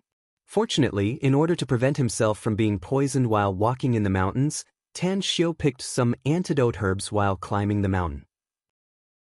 Although they could not completely remove the poison in his body, they could temporarily suppress the spread of the poison in his body. Tan Xiu jumped into the fire not because he was masochistic, but because he had no other choice. The bonfire had an obvious repelling effect on the scarlet poisonous fog. There was almost no scarlet poisonous fog above and around the bonfire. For Tan Xiu, it was no different from an excellent shelter. Hiss, hiss, the black python apparently also discovered Tan Xiu's intention. It curled its tail and fiercely whipped Tan Xiu. Just when Tan Xiu jumped up to avoid the black python's whipping attack, a trace of cunning flashed in the black python's eyes. With a loud bang sound, the burning firewood suddenly fluttered all over the sky, and there was not a single piece of firewood left on the ground. It turned out that the black python's real target was not Tan Xiu, but the firewood on the ground. Evil creature, it seems that you have reached the psychic stage. I won't forgive you. Seeing that the black python unexpectedly had such wisdom, Tan Xiu's face couldn't help but flash with a trace of horror. At the same time, killing intent surged out from his body. Since Tan Xiu was able to hide in the bonfire, he would naturally guard against the black python from destroying the bonfire. With his rich combat experience, while Tan Xiu was dodging the black python, the tri-edged dagger in his hand nimbly spun and fiercely stabbed the black python's vital point. The pitiful black python was still immersed in the excitement of destroying the bonfire. Then, a sharp pain suddenly came from its vital point, causing its body to suddenly stiffen. After Tan Xiu's attack was successful, he did not hesitate to pull out the tri-edged dagger, bringing out a mass of flesh and blood. Then he inserted it again and pulled it out again. After repeating this 3 times, the black python finally reacted from the sharp pain. It curled its tail and wanted to bind Tan Xiu. At this time, Tan Xiu had already created a fist-sized wound on the black python's vital point. Blood was gurgling out from the wound. In his previous life, he had already recited the heavenly art of cosmic genesis countless times. Practicing the heavenly art of cosmic genesis had already become an instinct of Tan Xiu's body. Naturally, Tan Xiu knew all the materials needed for the body refining liquid to practice the heavenly art of cosmic genesis. The murderer's blood essence could be said to be the most essential part of the murderer. Tan Xiu was naturally willing to miss even a little bit. With lightning speed, he stabbed a fist-sized wound on the black python's vital point. Tan Xiu opened his mouth and fiercely bit the black python's wound. At the same time, Tan Xiu's hands fiercely hugged the black python's body to prevent it from throwing him off. The black python obviously did not expect that it might fail. It did not expect that the situation would be reversed so quickly. When it realized that it, which had a crushing advantage, had actually lost to an ant and was facing a life-threatening danger, it became anxious. Only to hear a loud bang sound, the black python's tail fiercely whipped on Tan Xiu's arm. The pain made Tan Xiu's facial muscles twitch fiercely. In fact, the black python's tail was originally aimed at Tan Xiu's head. However, at the critical moment, Tan Xiu stopped sucking and did not hesitate to tilt his head to the side. Only then did he escape the disaster. Evil creature, I don't believe that I can't take care of you today. Tan Xiu could clearly feel that one of his arms had been fractured by the black python just now, and only his other arm was still intact. Forcibly enduring the pain from his arm, Tan Xiu's eyes flashed a touch of malevolence. In the next moment, Tan Xiu bit the triangular dagger with his teeth and quickly inserted it into the black python's vital point. When the triangular dagger was completely submerged into the wound, Tan Xiu began to suck the black python's blood essence again. Under the severe pain, the black python rolled all over the ground. Its mouth also sprayed a thick scarlet poisonous mist. Its long tongue was hissing in the air. Its cold eyes made people feel cold. When the black python gathered strength again to whip Tan Xiu with its tail, Tan Xiu grinned and then directly stirred the triangular dagger in the black python's body with his teeth. Under the stirring of the triangular dagger, the black python's strength that it had accumulated with great difficulty was instantly removed. Its attack was naturally resolved by Tan Xiu. After realizing that its tail could not cause an effective attack on Tan Xiu, the black python finally became flustered. It began to take Tan Xiu's body to hit the boulders or ancient trees on the mountain. Tan Xiu's eyes and ears were alert. Every time he could skillfully avoid the impact of the boulders and ancient trees, minimizing the damage to his body. In the process, Tan Xiu almost did not stop sucking the black python's blood essence. Under Tan Xiu's crazy sucking, the black python's blood essence was flowing away crazily, and its strength became less and less. Finally, the black python realized that its life had come to an end. It stopped struggling frantically, but its body bounced and shot straight in one direction. When Tan Xiu's body rose into the air, his face instantly became pale, and there was a loud bang in his mind. It turned out that this time the black python did not take Tan Xiu's body to hit the boulders or ancient trees. It actually fell straight down the mountain. When the black python realized that it could not do anything to Tan Xiu, and its life was in danger, it did not hesitate to choose to die with Tan Xiu. Am I going to perish together with this python today? Tan Xiu listened to the whistling sound of the wind and looked at the pitch-black ground under his body. A feeling of despair and unwillingness couldn't help but gush out from his heart. No, it wasn't easy for me to come to this world. It was difficult for me to see my mother. I must survive. In just a moment, Tan Xiu adjusted his state of mind and a firm expression flashed in his eyes. In the next moment, Tan Xiu took out the trident dagger and madly slashed the black python's body. At this time, the black python's strength had been reduced to less than 10%. Under Tan Xiu's ravaging, it was very difficult for it to resist even if it wanted to. It could only let Tan Xiu leave one shocking mark after another on its body. However, Tan Xiu's face quickly showed a look of horror because the trident dagger could only stab the black python 7 inches. There was no way to stab any other part of the black python's body. Only then did Tan Xiu know that if he did not stab the only weakness of the black python's 7 inches when it was unprepared, he would not be able to cause any damage to the black python today. Even his life was very likely to be lost in the hands of the black python. While Tan Xiu was absent-minded, the black python had already fallen more than 100 meters with Tan Xiu's body. At this time, Tan Xiu could already faintly see the houses at the foot of the mountain and the rugged and undulating rocks. I am just a mortal flesh fetus now. If I fall at this speed, I will definitely be smashed into meat paste. Seeing that his body was getting closer and closer to the ground, Tan Xiu's heart became more and more anxious. A pair of eyes like an eagle swept across the bottom of his body, looking for a chance to survive. However, when Tan Xiu looked far away, he found that there were only stones under his body. There were no trees or puddles at all. This made Tan Xiu almost desperate. Just when Tan Xiu thought he was going to die, a little rain suddenly fell on Tan Xiu's face, making him stunned. How could it rain on such a sunny day? Tan Xiu looked up at the sky and found that the sky was full of stars and the moonlight was bright. His eyes were full of doubts. Got it? When Tan Xiu found that it was not raindrops that dripped on his face, but blood essence flowing out of the black python's body, Tan Xiu's eyes lit up. He finally found a chance to survive. Chapter 34. 3:00 in the morning was the darkest time before dawn, and it was also the time when the farmers in the mountains slept the most soundly. A loud bang, as if a muffled thunder, resounded at the foot of Walled Hill Village, waking up the sleeping villagers. The sleepy villagers mumbled something in their mouths before they turned over and continued to sleep. Some people listened attentively for a moment and found that there was no other sound apart from the frightening owls, so they also slowly fell asleep. Impressively, a man and a snake suddenly fell from the sky and smashed to the ground. This man and snake were impressively Tan Xiu and the black python, who had previously fought at the top of Walled Hill Village. At this time, the black python had completely lost its life.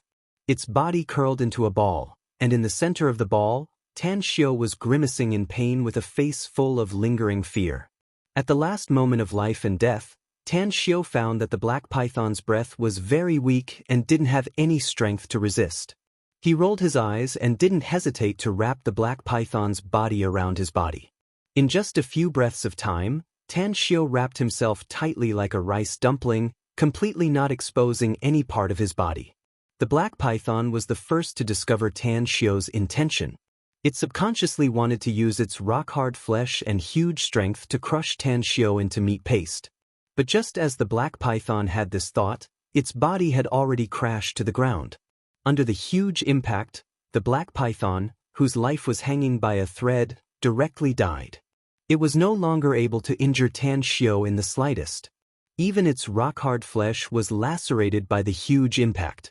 After a long time, Tan Xiu untied the black python's tail that was wrapped around his body and staggered to get up from the ground. Seeing the badly mangled black python, Tan Xiu couldn't help but secretly rejoice. If he hadn't thought of a way to escape when his life was hanging by a thread, he reckoned that he would have turned into meat paste like the black python. Moreover, it might be even more miserable. After all, the black python's skin and flesh were as hard as a boulder, while his own body was made of flesh and blood. He could not withstand a single blow. Although Tan Xiu used the body of the black python to save his life at the critical moment, under the huge impact, his body still felt like it was falling apart, and there were a few more bumps on his head. It took a long time for Tan Xiu to catch his breath. Then he took out a triangular dagger and peeled off the skin of the black python. Aside from using this black python's skin to concoct medicine, I can make at least 3 sets of clothes. One for mother, one for myself, and the last one for Fatty. Tan Xiu was struggling to peel off the snakeskin as his mind started calculating. The internal organs of the black giant python are the main ingredient for medicine, but this black giant python's internal organs are a little big, and I don't need that much to concoct the body-tempering liquid. Therefore, I can consider brewing the rest of it into medicinal wine and sell it. At the same time, it can also help mother nurse her body. Part of the black python's tendons are used to refine the body-refining liquid, and the other part is used to refine weapons. Although the meat of the black giant python is a great tonic, it is also a great poison. Obviously, it is not suitable for ordinary people to eat, so I can only enjoy it myself. It took Tan Xiu a full 3 hours to finish dissecting the materials of the black giant python. After standing up and stretching, Tan Xiu was dumbfounded. This black giant python had cultivated for many years. Its body was as thick as a bucket, and its length was more than 20 meters. Therefore, when it was dissected, the materials of its body were piled up like a mountain, almost close to Tan Xiu's height. It's troublesome without a storage ring. Tan Xiu smiled bitterly and looked around. After thinking that it should be impossible for anyone to arrive at this area so early, he turned back and climbed up to the top of the mountain. When he was barbecuing the game, Tan Xiu put his bag aside, mobile phone, wallet, and other things in it.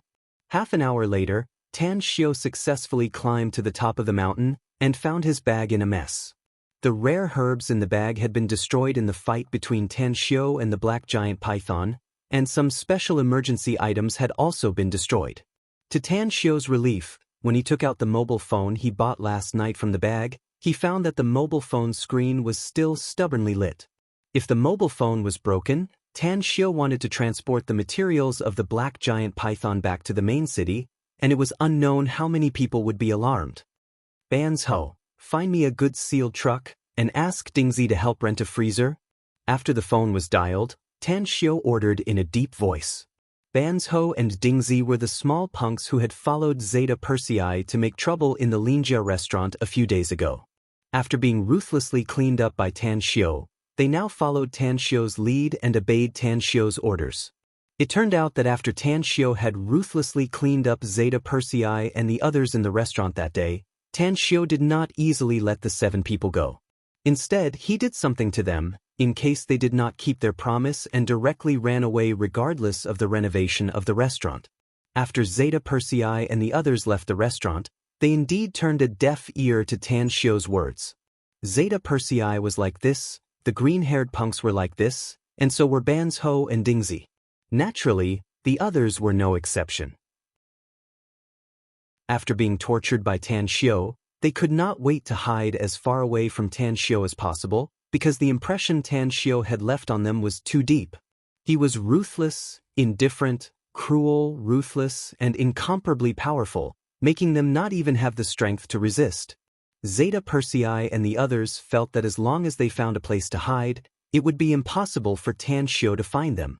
As long as they no longer went to find trouble with the Linjia restaurant, everything would be fine for them. Afraid that Tan Shio would follow the Shangguan real estate and find them, Blackie and the others did not even dare to ask the Shangguan real estate for the remaining half of the reward.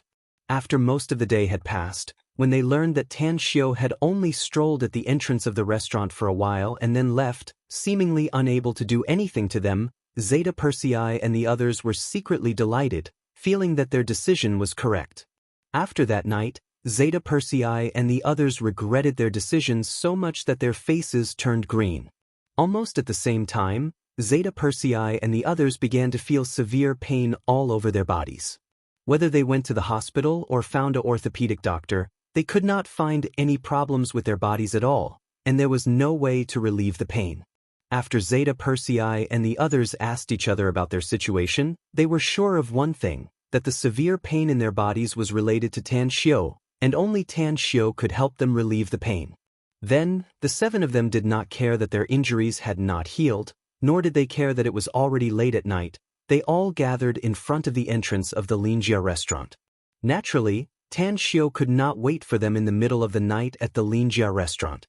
It was not until the next morning that Tan Shio slowly walked to the restaurant. At this time, Zeta Persei and the others had already been tortured by the severe pain for the whole night. After seeing Tan Shio, Zeta Persei and the others bowed their heads and kowtowed as if they had seen their own father, begging Tan Shio to help them relieve the pain. Moreover, they continuously reflected on themselves and promised him that they would help. Their attitude was as sincere as it could be. Tan Shio smiled and did not make things difficult for them. He directly helped them relieve the pain, and then left after saying, "Renovate the restaurant well," leaving Zeta Persei and the others standing at the entrance of the restaurant, looking at each other in dismay. This time, Zeta Persei and the others naturally did not dare to turn a deaf ear to Tan Shio's words, nor did they dare to be lazy or play any tricks. In order to make Tan Shio satisfied and thus completely relieve the pain on their bodies, Zeta Persei and the others could be said to have racked their brains and put in a lot of effort when renovating the restaurant. In just 2 days, Zeta Persei and the others had completely renovated the Linjia restaurant. Zeta Persei and the others had paid a huge sum of nearly 600,000 yuan for this. Not only did they use all the money that Shangguan Real Estate had paid them to deal with Tan Shio, they also used all the savings they had on them to pay for it. This was because the pain brought about by the restriction was really too unbearable. It was not only a devastation on the body, but also a torture on the soul. They did not want to suffer such pain again in their lifetime. Tan Shio was obviously very satisfied with the high efficiency and high quality of Zeta Persei and the others. Therefore, he simply removed the restriction on Banzhou, Dingzi, and the others and even treated their injuries. Of course, Zeta Persei and the green-haired scoundrel were an exception. Although Tan Shio removed the restriction on their bodies, he was too lazy to treat their injuries. For Tan Shio, it was already their good fortune that he didn't take their lives. Naturally, they didn't expect Tan Shio to treat their injuries. As the saying goes, no discord, no concord. After this confrontation, Zeta Persei and the green-haired scoundrel were in awe of Tan Shio. They didn't dare to provoke Tan Shio anymore. Banzhou, Dingzi, and the others were shocked by Tan Shio. They could see that Tan Shio was the kind of person who could clearly distinguish between gratitude and grudges. Therefore, not only were they not afraid of Tan Shio, but instead shamelessly pestered Tan Shio, begging Tan Shio to teach them 1 or 2 moves. Naturally, Tan Shio was too lazy to pay attention to Banzhou, Dingzi, and the others. But he also didn't deliberately alienate them, because Tan Shio knew that in this world, there would never be a lack of small characters like Banzhou and Dingzi. Most of the time, they were inconspicuous, but at the critical moment, they would erupt with power that was even more terrifying than the big shots. Before Tan Shio had accumulated enough power, Tan Shio didn't mind using this power for his own use. Banzhou's movements were very fast. Even if it was 6 a.m. in the morning, he still drove a big truck to the place designated by Tan Xiao at the foot of Walled Hill Village within half an hour. At the same time as Ban's Ho, there were also 3 other people who arrived at Walled Hill Village. They were the 3 people who had gone with Ban's Ho to cause trouble at Linjia restaurant. Boss, Dingzi is looking for a suitable warehouse, so he didn't come. You said that the fewer people who know about this matter, the better it would be. Therefore, I only called the 3 of them over. If you need us to do anything, just tell us. After seeing Tan Xiao, Ban's Ho quickly took a step forward and reported with an excited expression on his face. Ban's Ho and his group had been pestering Tan Xiao for several days, but Tan Xiao had always been indifferent to them. This was the first time that Tan Xiao had asked them to help him with something. This meant that Tan Xiao at least didn't hate them anymore, so Ban's Ho and his group were naturally very happy. Chapter 35. When Ban's Ho and the other 3 people saw the mountain of snake meat and the pile of snakeskin on the ground, they couldn't help but reveal an aghast expression on their faces.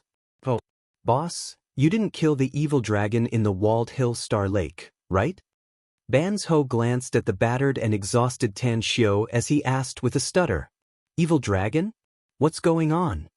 Tan Xiao originally wanted to scold Ban's Ho for talking too much, but he found that Ban's Ho seemed to be very familiar with Walled Hill Village, so Tan Xiao swallowed back the words that were about to come out of his mouth. Tan Xiao really wanted to know more about Walled Hill Village. From last night's contact with the villagers at the foot of Walled Hill Village, he could tell that these Walled Hill Village's natives were obviously very wary of outsiders. Thus, it was very difficult for Tan Xiao to get any useful information from their mouths. I came from Walled Hill Village. I heard from Grandpa that there was an evil dragon hiding in the Walled Hill Star Lake. Every full moon night, it would drill out of the Walled Hill Star Lake and steal the livestock raised by the villagers in the mountain. Over time, the people in Walled Hill Village simply didn't dare to raise livestock, because no matter how much they raised, they would only be helping the evil dragon feed them. In order to avoid being injured by the evil dragon, almost every household in the mountain would hang a red lantern in front of their door. Moreover, it must be lit every night. The hunters also didn't dare to go hunting in the mountain, fearing that they would accidentally be swallowed by the evil dragon. But speaking about it, it's also strange. There hasn't been any news about the evil dragon for almost 20 years. Everyone thought that the evil dragon had died or moved to another place. I never thought that it would appear again. Moreover, it would even die in your hands. Because of his excitement, Ban's Ho intermittently talked about all the information he knew about the Black Python. Ban's Ho himself didn't know whether these rumors were true or false, because Tan Xiao could tell that some of them were obviously fabricated by the villagers. There's been no movement for nearly 20 years. Was he in seclusion to break through his bottleneck, or was he in a weakened state because of his injuries? Suddenly, Tan Xiao's eyes flashed with excitement. If the Black Python had been in a weakened state for the past 20 years because of its injuries, then it meant that there was another fierce beast hiding in the vicinity of Walled Hill Village. Then he would have the materials needed to cultivate the heavenly art of Cosmic Genesis's second-layer cultivation technique, Star's tyrannical body refining liquid. Half an hour later, all the snake meat on the ground had been moved onto the truck. Almost at the same time, Ban's Ho also received a call from Dingzi. It turned out that the freezer had been rented. Boss, you rented the freezer to store the snake meat, right? It's just that there's so much snake meat. You can't eat it all by yourself. Even if you supply it to the Linjia restaurant, there will still be a lot of surplus. Why don't you just resell the snake meat? Not only can you generate income, but you can also avoid the rental fees. Halfway through the journey, Ban's Ho muttered, all the snake meat is highly toxic. I'm using it for another purpose, so it can't be eaten. Tan Xiao stared at Ban's Ho for a moment and said in a deep voice. Hearing Tan Xiao's explanation, Ban's Ho couldn't help but sweat. He realized that he had said something wrong and hurriedly apologized. Tan Xiao knew that Ban's Ho had good intentions, so he didn't say anything. If he wasn't afraid that Ban's Ho would steal and eat the snake meat, he would be too lazy to explain. After Ban's Ho said something wrong, he didn't dare to utter a word along the way. When the others saw that Tan Xiao seemed to be thinking about something, They also didn't dare to make any noise, so as to avoid provoking Tan Xiu's anger. Along the way, without any words, the vehicle soon arrived at the freezer in the Old River Street district, where Dingzi was waiting for Tan Xiu and his group. You guys aren't bad by nature. In the future, don't do things like extortion and harming people. If you're willing, you can go work in the restaurant. You don't need to stay in the restaurant all day, just help out once in a while. For example, physical labor like purchasing goods, as well as word-of-mouth publicity and so on. When Banzhou, Dingzi, and his group had spent tremendous effort to move all the snake meat into the freezer, Tan Xiu muttered to himself. After a few days of observation and understanding, Tan Xiu found that although Banzhou, Dingzi, and his group used to mix with Zeta Persei, they were not willing to live that kind of life. It was only because they didn't have any special skills, and they were always ridiculed by their family and friends. Therefore, they wanted to make some noise so that their family and friends would look at them with new eyes. Unexpectedly, Banzhou, Dingzi, and their group had overreached themselves. After they followed Zeta Persei, not only did they fail to make their family and friends look at them with new eyes, but their family and friends became increasingly cold and disgusted with them. So, they simply smashed the pot, so that things developed in a vicious circle and became out of control. Thank you for taking us in, boss. We will certainly live up to your expectations. Rest assured, boss. In the future, we'll take care of all the hard and tiring work in the restaurant. We guarantee that Auntie won't be tired. If some blind person dares to harass the restaurant, we'll make him go in vertically and come out horizontally. Upon hearing Tan Xiu's words, Banzhou, Dingzi, and the others, who were just sitting on the ground with tired faces and gasping for breath, instantly became excited as if they had been injected with chicken blood. Although the business of the Linjia restaurant was not good before, they had seen the popularity of the Linjia restaurant in the past few days. To say the least, even if the business of the Linjia restaurant was bleak, it didn't matter to them, because they had an ulterior motive. They just wanted to take the opportunity of working in the restaurant to get close to Tan Xiu and build a good relationship with Tan Xiu. If Tan Xiu was happy and could give them some pointers, they would be rich. Not to mention that the restaurant's business was so booming. Based on their understanding of Su Lingyun, as long as they got Su Lingyun's approval, it would be absolutely impossible for Su Lingyun to be mean to them. In this way, they would be able to reveal their work to others and gain face in front of their family and friends. There's some money in here. You can take it as compensation for renovating the restaurant and helping us with the work this time.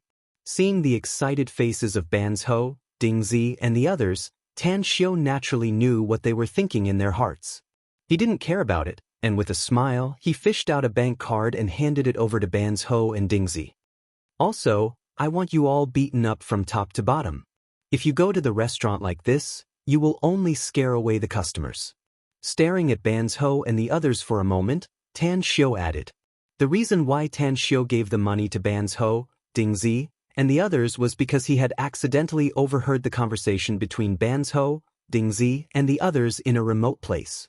Although Dingzi had rented the warehouse, he had only paid a deposit of more than 1,000 yuan. He hadn't paid the entire amount. The reason was very simple. Dingzi had no money, he really had no money. All these years, Banzhou and Dingzi's life had always been one where they would drink today and get drunk tomorrow, and worry tomorrow and worry tomorrow. They were the typical members of the Moonshine clan. Previously, when renovating the restaurant, Zeta Persei, Banzhou, Dingzi, and the others had pooled together nearly 600,000 yuan. Among which, 100,000 yuan was the advance payment given to them by Shangguan Real Estate, and 200,000 yuan was seized from Shangguan Real Estate by Zeta Persei and the others through threats and promises.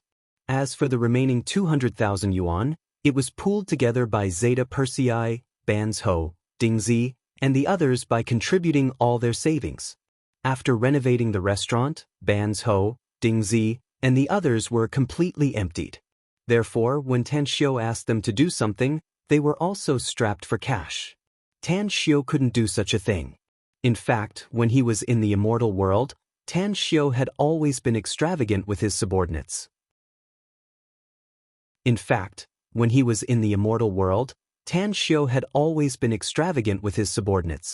He He had never been stingy when it came to rewards. After throwing the bank card to Ban's Ho and the others, Tan Xiu went to the school on foot.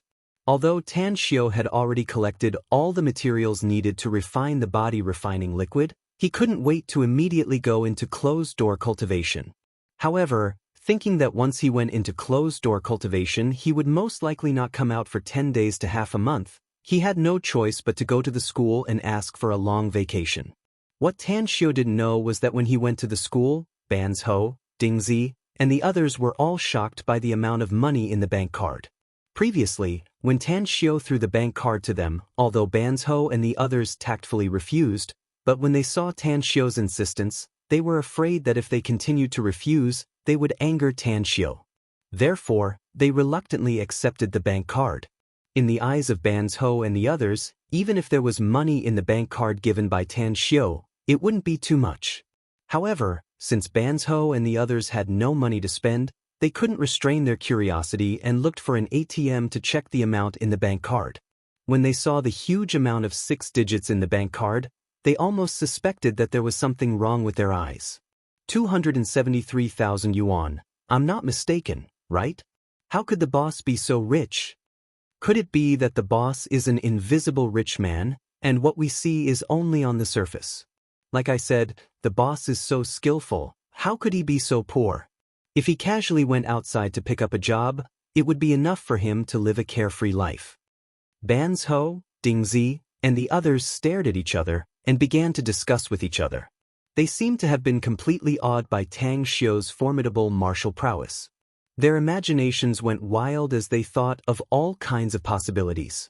The only thing they didn't expect was that Tan Xiu had just received the money from the game hall, and that it had only been in Tan Xiu's hands for a night. Ban's Ho, Dingzi, among us, you two are the oldest and most knowledgeable. So, how should we deal with this money? Should we divide it like this, or should we return it to the boss? After discussing for a long time, everyone couldn't come up with a conclusion. Finally, everyone threw this difficult problem to Ban's Ho and Dingzi. It's definitely not appropriate to return it to the boss. According to the boss's character, since he has given it to us, we should never think about returning it. It's not appropriate for us to divide it like this. I suggest that we save this money first and use it for the boss's business except for the necessary expenses. Ban's Ho pondered for a moment and spoke out his own suggestion. I also think so. The boss has made it very clear that he hates our previous behavior.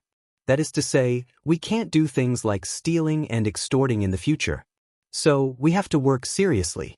As long as we get the boss's approval, we can learn a few moves from the boss. Dingzi echoed from the side. However, he was obviously a little absent-minded, and all his thoughts were on how to learn martial arts from Tan Xiu.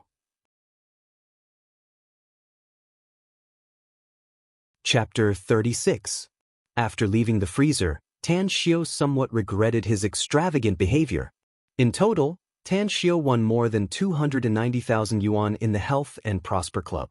He took out 10,000 yuan in cash and put it in his school bag as pocket money, and deposited the remaining 280,000 yuan in his bank card. Later, he used his bank card to buy the mobile phone, but when he bought the necessities for going up the mountain, Tan Xiu used cash. In other words, of the 290,000 yuan that Tan Xiu won from the Health and Prosper Club, apart from the 7,000 yuan he spent on the mobile phone and the 10,000 yuan he reserved, he threw the rest of the money to Ban's Ho, Dingzi, and the others. The earth is not the immortal world, and I am not the immortal world tycoon with infinite wealth. In the future, I have to carefully calculate and live within my income. Touching his shriveled school bag, Tan Xiu suddenly missed the feeling of filling his school bag with money the night before yesterday. When Tan Xiu arrived at school, the morning self-study session had already ended. Throwing his school bag into the classroom, Tan Xiu went to Han Qingwu's office. What? You want to ask for leave? Moreover, you want to ask for leave for 20 days? Do you know what you are talking about? Han Qingwu was about to criticize Tan Xiu's behavior of asking for leave without asking for permission yesterday, but she never thought that before she could speak, Tan Xiu would beat her to it. Hearing this, Han Qingwu couldn't help but become furious. Her voice suddenly increased by dozens of decibels, almost penetrating the entire office building. Miss Han, I am very clear about what I am talking about. Now I just want to find a quiet place to review and wait for the arrival of the college entrance exam, instead of spending my time in a noisy classroom.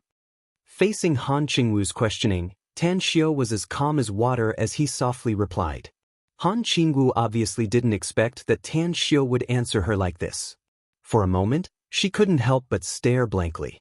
Tan Xiao, I know you have good grades. Because of this, you have to guard against arrogance and rashness.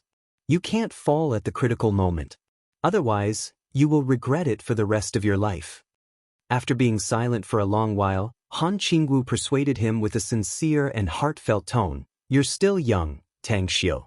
There are many things you can't see clearly, and you can't think through them thoroughly.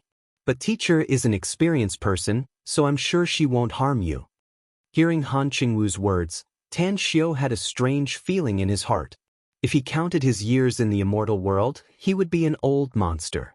But Han Qingwu actually said that he was young. Who was younger than who? However, Tang Xiao could feel that Han Qingwu was advising him for his own good. If it was Hu Qiuxing, he would have definitely let him toss and turn. Tang Xiao, is it because the discipline in the class is too bad that it affects your revision? Or are the students in class bullying you and making you feel wronged? Seeing that Tan Xiao was silent, Han Qingwu seemed to have thought of something. She asked with a worried face. Miss Han, I have made up my mind. I came here today just to inform you, not to discuss it with you. Whether you agree or not, I will ask for leave. If you are not willing, I will ask for leave from the principal. If the principal is not willing, I will ask for a transfer. I hope you can understand my difficulties. Tan Xiao was afraid that if he continued to talk to Han Qingwu, he wouldn't be able to help but change her mind, so he left after saying those words. Han Qingwu was obviously shocked by Tan Xiao's words. She didn't expect that Tan Xiao's tone would suddenly become so cold. His attitude was also so strong, giving her a strange feeling. So much so that even after Tan Xiao left the office for a long time, Han Qingwu was still stunned and didn't react. On the other side, Tan Xiao had just entered the classroom and met Yuan Chuling, who had just returned from the toilet. Boss, you're finally here. I've been waiting for you for a long time. Why did you disappear? You made everyone worry about your safety. Yuan Chuling tightly grabbed Tan Xiao's arm, his face full of affection. Fatty, don't be so mushy. Those who know about our relationship know that we're hardcore, but those who don't will think that you're gay. Tan Xiao unobtrusively shook off Yuan Chuling's palm and teased him with a smile. Fuck, boss, how can you insult me like this? But if you're willing, I can change my sexual orientation for you. Yuan Chuling first screamed and roared, and then he smiled wickedly. Fuck off. Tan Xiao roared angrily, then grabbed his bag on the desk and walked away. Class is about to start. Why are you walking out of the classroom? Are you going to ask for leave again? Seeing Tan Xiao's action, Yuan Chuling was dumbfounded. I'm disgusted by you. Can I stay away from you? Tan Xiao waved at Yuan Chuling, but his feet didn't stop walking in the direction of the classroom door. Yuan Chuling's face twitched fiercely when he heard that. His eyes also showed a confused look. He was a little unsure whether Tan Xiao was telling the truth or joking with him. In the next moment, Yuan Chuling smiled because Tan Xiao, who walked to the classroom door, took out a basketball from his bag and threw it at him. Fatty, this is a birthday gift for you. I hope you like it. Tan Xiao came to school today to ask for leave. More importantly, he suddenly remembered that today was Yuan Chuling's birthday. As his only friend in school, Tan Xiao felt that he had to do something, so he couldn't help but be extravagant this time. He bought a basketball that Yuan Chuling liked but was reluctant to put it down and gave it to Yuan Chuling. When Han Qingwu finally recovered from the shock of Tan Xiao's words, she quickly ran to the classroom. Unexpectedly, she still couldn't catch up to Tan Xiao's pace. For a moment, her face became extremely ugly and her eyes became misty. Bastard, son of a bitch, you don't know how to appreciate my kindness. If you don't get good grades in the college entrance exam, you deserve it. In a deserted corner, Han Qingwu fiercely stomped her feet and scolded while gnashing her teeth. What Han Qingwu didn't realize was that her current behavior was not the behavior a teacher should have toward a student, but more like a little girl in a fit of pique. After leaving school, Tan Xiu was in a dilemma. He could cultivate the heavenly art of cosmic genesis. He also had the body-tempering liquid to strengthen his body and physical strength. But where should he go to refine the body-tempering liquid, and where should he take it? Refining the body-tempering liquid would create a big disturbance, and Tan Xiu didn't want to be misunderstood as a terrorist and arrested. After taking the body-tempering liquid, he would enter into a closed-door training state. This closed-door training state could be as short as a few days, or as long as 10 days to half a month, and it was definitely not good to be discovered by others in this state. Tan Xiu had a headache as he found out that these problems, which were not a problem in the immortal world, had unexpectedly become a big problem on Earth.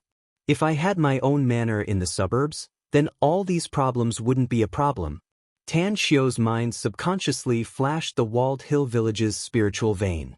But when he recalled the several rich second generations he met yesterday evening on the hill, his eyes couldn't help but flash with a touch of worry.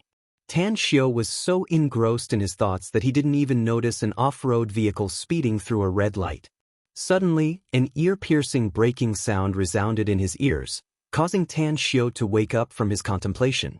Then, Tan Xiu was horrified to find that a black Land Rover had already approached his body. If the other party hadn't stepped on the brake in time, he reckoned that he would have been hit by the other party. You're fucking courting death. Don't you open your eyes when you walk? You deserve to die. You want to blackmail me? Do you believe that I won't directly run over you? I'll make sure that you won't have the life to spend your money. I'm really fucking unlucky. If it wasn't for this father's quick reaction, I would have definitely seen blood today. I would have definitely lost the gamble. Fortunately, I looked at the almanac before I went out and maintained a high vigilant state. When Tan Xiu heard the emergency brake sound, there was a loud bang in his mind. Then, the painful memories of the car accident more than a year ago suddenly emerged in his mind, causing his body to stagger. His facial muscles were also distorted, and beads of sweat the size of soybeans gushed out from his forehead, so he didn't hear the Land Rover driver's words at all. Boy, don't pretend. I have installed a driving recorder, and I can immediately arrange for you to go to the best hospital for a physical examination. You want to blackmail me? No way. The Land Rover driver was frightened by the symptoms shown by Tan Xiu. His words were obviously not as confident as before. Instead, he seemed to be a bit fierce in appearance but weak in heart. At this time, it was rush hour. When the car accidents happened, the Land Rover was instantly overwhelmed by the crowd, and the traffic was also stuck. When the onlookers saw Tan Xiu sweating all over and his face twitching, they subconsciously thought that Tan Xiu was seriously hit. Just at this time, the Land Rover driver's arrogant words reached the ears of the crowd, and then the crowd instantly became angry. So what if he's rich? Nowadays, the rich second generation is like this. Everyone, take a photo and post it on the internet. Let everyone search for this person's identity. Look at him, he's less than 20 years old, but he's driving a car worth millions. Who knows where this car came from? Maybe his parents were corrupted and bribed. Hearing the words of the onlookers, the Land Rover driver was dumbfounded. The Land Rover driver was used to bullying the weak and using his power to oppress others. So much so that he subconsciously acted arrogantly in front of Tan Xiu. But he forgot that he was in a public place, and the onlookers were basically the same as Tan Xiu. They were the disadvantaged group in society, and the disadvantaged group generally sympathized with the weak. If the Land Rover driver was honest, he would have just paid the money and left. But he just had to be arrogant and domineering, which aroused even more public indignation. Zhang Yongjin, when will you change your bad temper? Isn't the other party just asking for money? How much he wants? Just give him. If you delay the Walled Hill Village's matter, no matter how much money you have, it won't be enough to compensate. When the Land Rover driver was in an awkward dilemma, a hearty voice suddenly sounded from behind him. It made the Land Rover driver feel as if he had caught a life-saving straw as his expression loosened up. It's you? It's you. Upon hearing the 3 words Walled Hill Village, Tan Xiu finally sobered up from that painful memory. He then saw the Land Rover's driver and the youth in a flowery shirt behind him. He couldn't help but frown as he involuntarily cried out in alarm.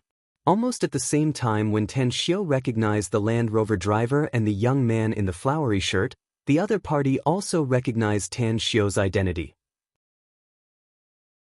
Chapter 37.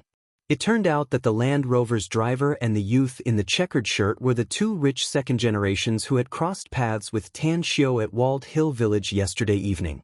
Tan Xiu faintly remembered that the youth in the checkered shirt was called Shui Renfei, a typical idiot with a lot of money and was used to smashing people with money.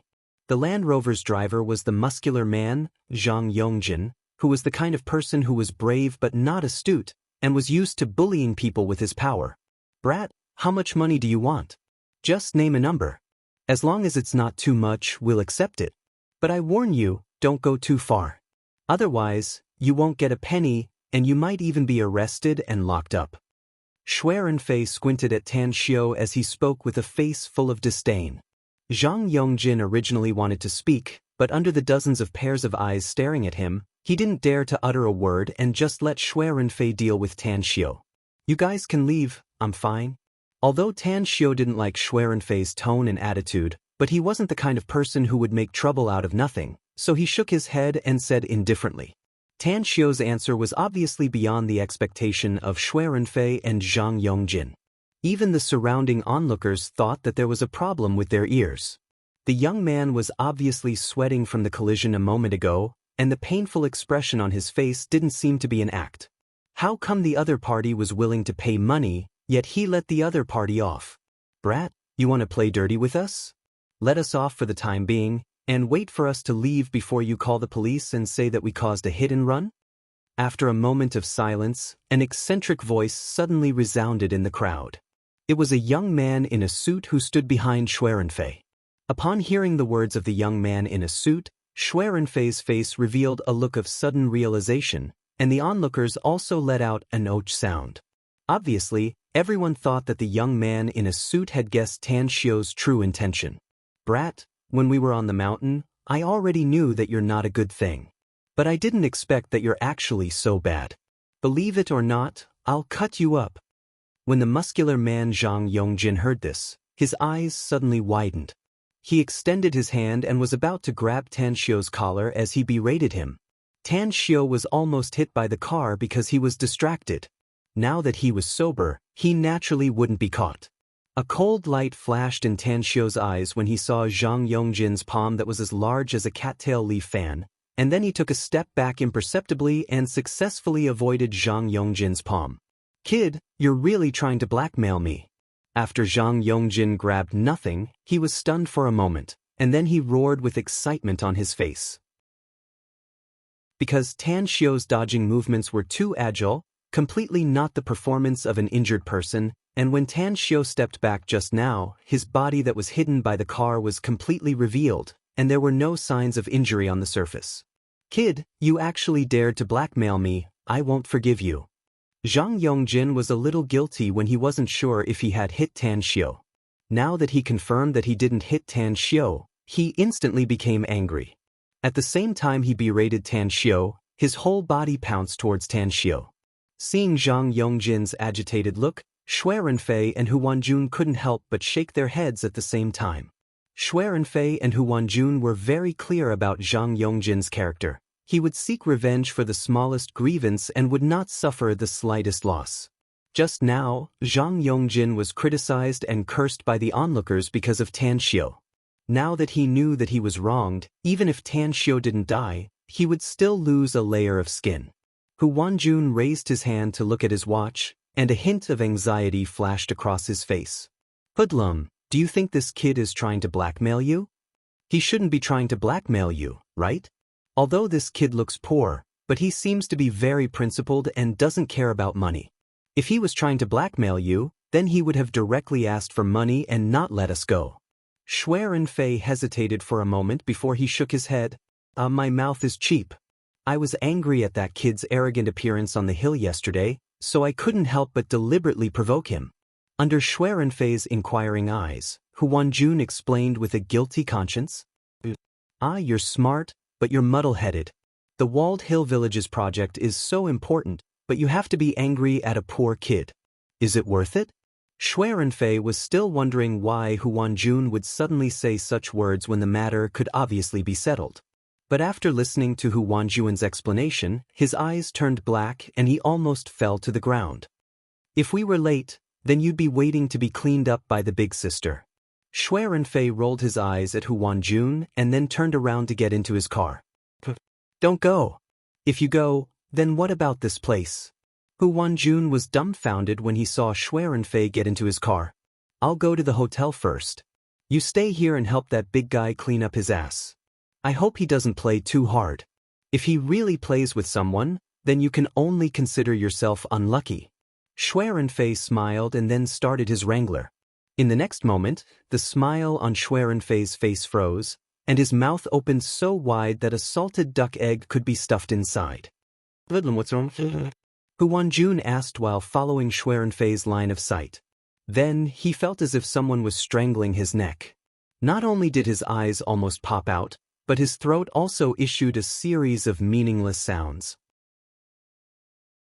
After all, Zhang Yongjin fought with Tan Xiu because of Hu Wanjun's provocation. Now that Zhang Yongjin suffered a loss, once Zhang Yongjin realized what was going on, Hu Wanjun would definitely not be able to bear the consequences. Therefore, the only thing Hu Wanjun could do now was to try to save Zhang Yongjin as much as possible and let Zhang Yongjin suffer less. In order to let Zhang Yongjin vent his anger, Hu Wanjun even ordered Tan Xiu's 2 arms to be broken. Although Zhang Yongjin seemed to be simple-minded and had well-developed limbs, Hu Wanjun knew that Zhang Yongjin was not really stupid. It was just that he was too lazy to use his brain most of the time. Once he really started to use his brain, he was definitely smarter than anyone else.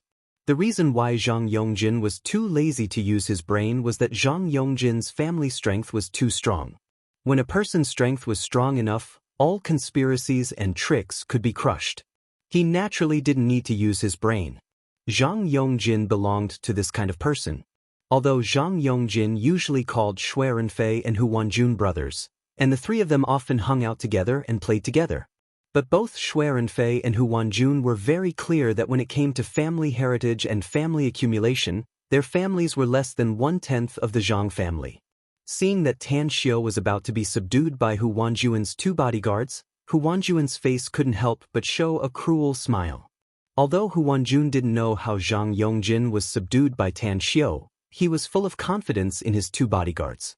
It must be known that these 2 bodyguards were not ordinary people, but retired soldiers with more than 10 years of combat experience. Their grappling and fighting skills were superb. Hu Wanjun had witnessed the scene of these 2 people knocking down more than a dozen ordinary gangsters in just a few minutes, so he was not worried that the 2 bodyguards could not complete their task. Chapter 38. Tang Xiu's attention seemed to be completely focused on Zhang Yongjin's body.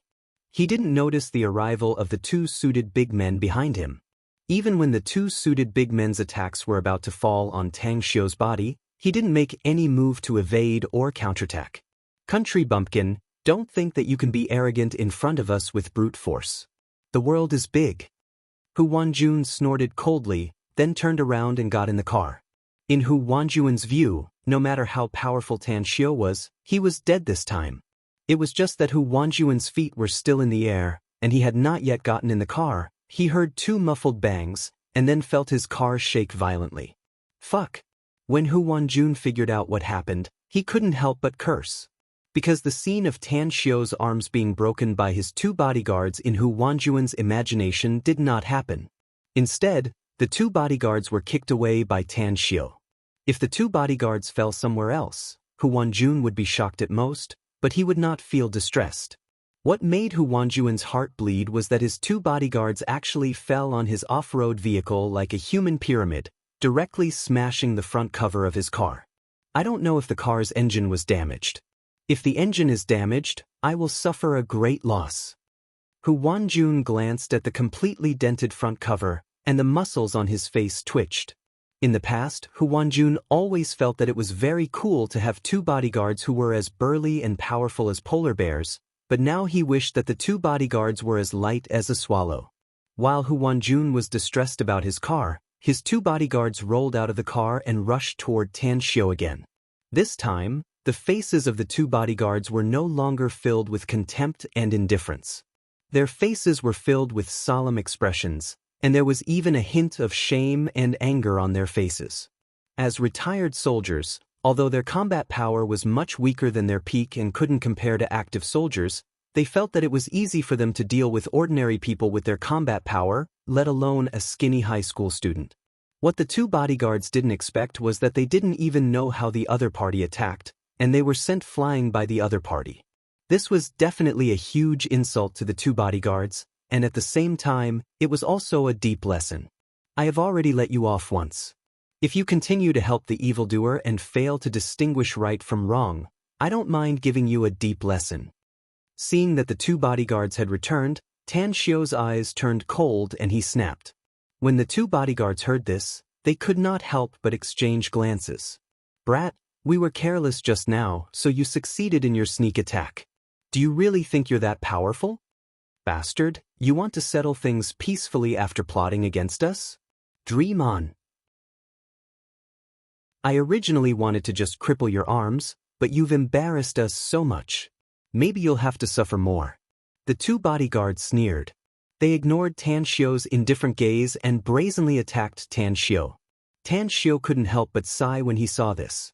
Because he heard from his mother that his father was an honorable soldier, this made Tan Xiao particularly yearn for the profession of a soldier. Therefore, Tan Xiao was an out-and-out military fan. Not only did he like to watch all the TV shows, movies, and documentaries about soldiers, but he also wouldn't let go of any news and information related to the military. Tan Xiao even dug out all the versions of military boxing from an old bookstall and persevered in practicing for several years. This was why Tan Xiao only glanced at the two bodyguards and determined that they were veterans. He did not kill the two bodyguards. However, when the two bodyguards attacked Tan Xiao again, Tan Xiao naturally would not have mercy on them. In Tan Xiao's opinion, when a soldier had been reduced to a pure thug and was unable to distinguish right from wrong, he was no longer worthy of being a soldier. Just when the two bodyguards thought that Tan Xiao wouldn't be able to escape after they got serious, and could only obediently wait to be captured, they fell into the same trap again. Before the two bodyguards could react to what was going on, they heard a few cautious sounds, and then their bodies fell limply to the ground. It was not until a few breaths had passed and there was a burst of severe pain in their legs that they realized that the cracking sound just now was the sound of their legs breaking. For a moment, the two bodyguards completely forgot to scream. They looked at Tan Xiao in horror, unable to say a word, and endless regrets surged in their hearts. Thinking of Tan Xiao's kind reminder just now, and then thinking of the arrogant words they said when they thought of Tan Xiao's reminder as a timid compromise, the two bodyguards only felt a burning pain on their faces. They wanted to find a hole to hide in. The two bodyguards' hearts were set off a storm, and the group of people who were watching the show were also stunned and speechless for a long time. The most exaggerated reactions were Hu Wanjun, Xuerenfei, and Zhang Yongjin. The three of them were very clear about the combat effectiveness of the two bodyguards, so they were full of courage from the beginning to the end. They did not worry at all that they would be at a disadvantage in a conflict. Even when Zhang Yongjin was at an absolute disadvantage, he was still calm and did not have the slightest intention of bowing down to Tan Xiao. But when the two bodyguards, whom they regarded as their biggest reliance, were crippled by Tan Xiao, they really panicked. After the two bodyguards were crippled, the scene fell into a dead silence. Zhang Yongjin was still suppressed by Tan Xiao with his hands pressed on the top of his head, maintaining a humiliating posture. Xuerenfei was sitting in his Wrangler and did not start the car for a long time. Hu Wanjun had one foot in the car, and the other foot was still on the ground. He did not get in the car, nor did he get out. At this moment, Hu Wanjun really wanted to slap himself in the face. He had never hated his mouth. He knew that if he hadn't been so talkative, this matter would have been settled long ago, and it wouldn't have developed to such a terrible state. Big guy, why don't you say anything? You continue to clamor for me. When everyone was dumbfounded and completely immersed in the shock brought by Tan Xiao's powerful combat effectiveness, Tan Xiao snorted coldly and pressed Zhang Yongjin's head to the ground again. Even if Zhang Yongjin had a one-track mind, He was a little scared in his heart. The young man behind him not only had outstanding skills, but also acted in a bold and unconstrained way, making people difficult to figure out, and even a little unscrupulous. Zhang Yongjin suspected that if he continued to be stubborn with the other party, it was very likely that he would suffer a big loss, so his mouth squirmed for a long time, but he did not say a complete sentence. Just when Zhang Yongjin was hesitating whether he should bow down to Tan Xiu and temporarily brush off Tan Xiu, and then look for an opportunity to take revenge in the future, a loud and clear bugle sound suddenly sounded in his ears, causing his ears to faintly hurt and at the same time startled him. Under Zhang Yongjin's angry gaze, Tan Xiu first looked around in a daze, and then slowly opened his bag and pulled out a brand new mobile phone from inside. I heard your voice, but I really don't know how to gamble. In addition to 1 million, you also promised me a condition? Okay, I'll come over right away. At the beginning, when Tan Xiu answered the phone, he was a little impatient, but when he heard the conditions on the other end of the phone, he instantly became excited. The one who called Tan Xiu was impressively Long Jinglin, who had previously met with Tan Xiu at the Health and Prosper Club. Long Jinglin got Tan Xiu's phone number from Yuan Chuling. Long Jinglin had repeatedly exhorted Yuan Chuling to make Yuan Chuling inform him as soon as Tan Xiu returned to school. Yuan Chuling had always kept this matter in mind, but Yuan Chuling didn't think that Tan Xiu's arrival and departure would be so abrupt that he didn't even have the time to inform Long Jinglin before Tan Xiu disappeared again. In desperation, Yuan Chuling could only give Tan Xiu's phone number to Long Jinglin, which could be considered as doing his best in this matter. After Long Jinglin got Tan Xiu's phone number, he naturally couldn't help but call Tan Xiu for help. Because the gambling game was about to begin, the other party's gambling expert had already arrived at the scene, but the Long family hadn't been able to find a famous gambling expert, which made them very passive. In a situation where there was no other way, Long Zhengyu could only choose to believe Long Jinglin and agree to let Tan Xiu give it a try. Today you're lucky. If next time you still don't distinguish right from wrong and frame others, I don't mind giving you a profound lesson. After hanging up the phone, Tan Xiu remembered the urging from the other end of the phone. After dropping these words, he turned around and left.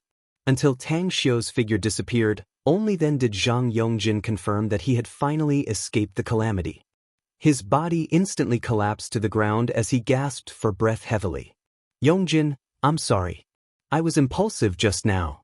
I shouldn't have encouraged you to deal with that country bumpkin.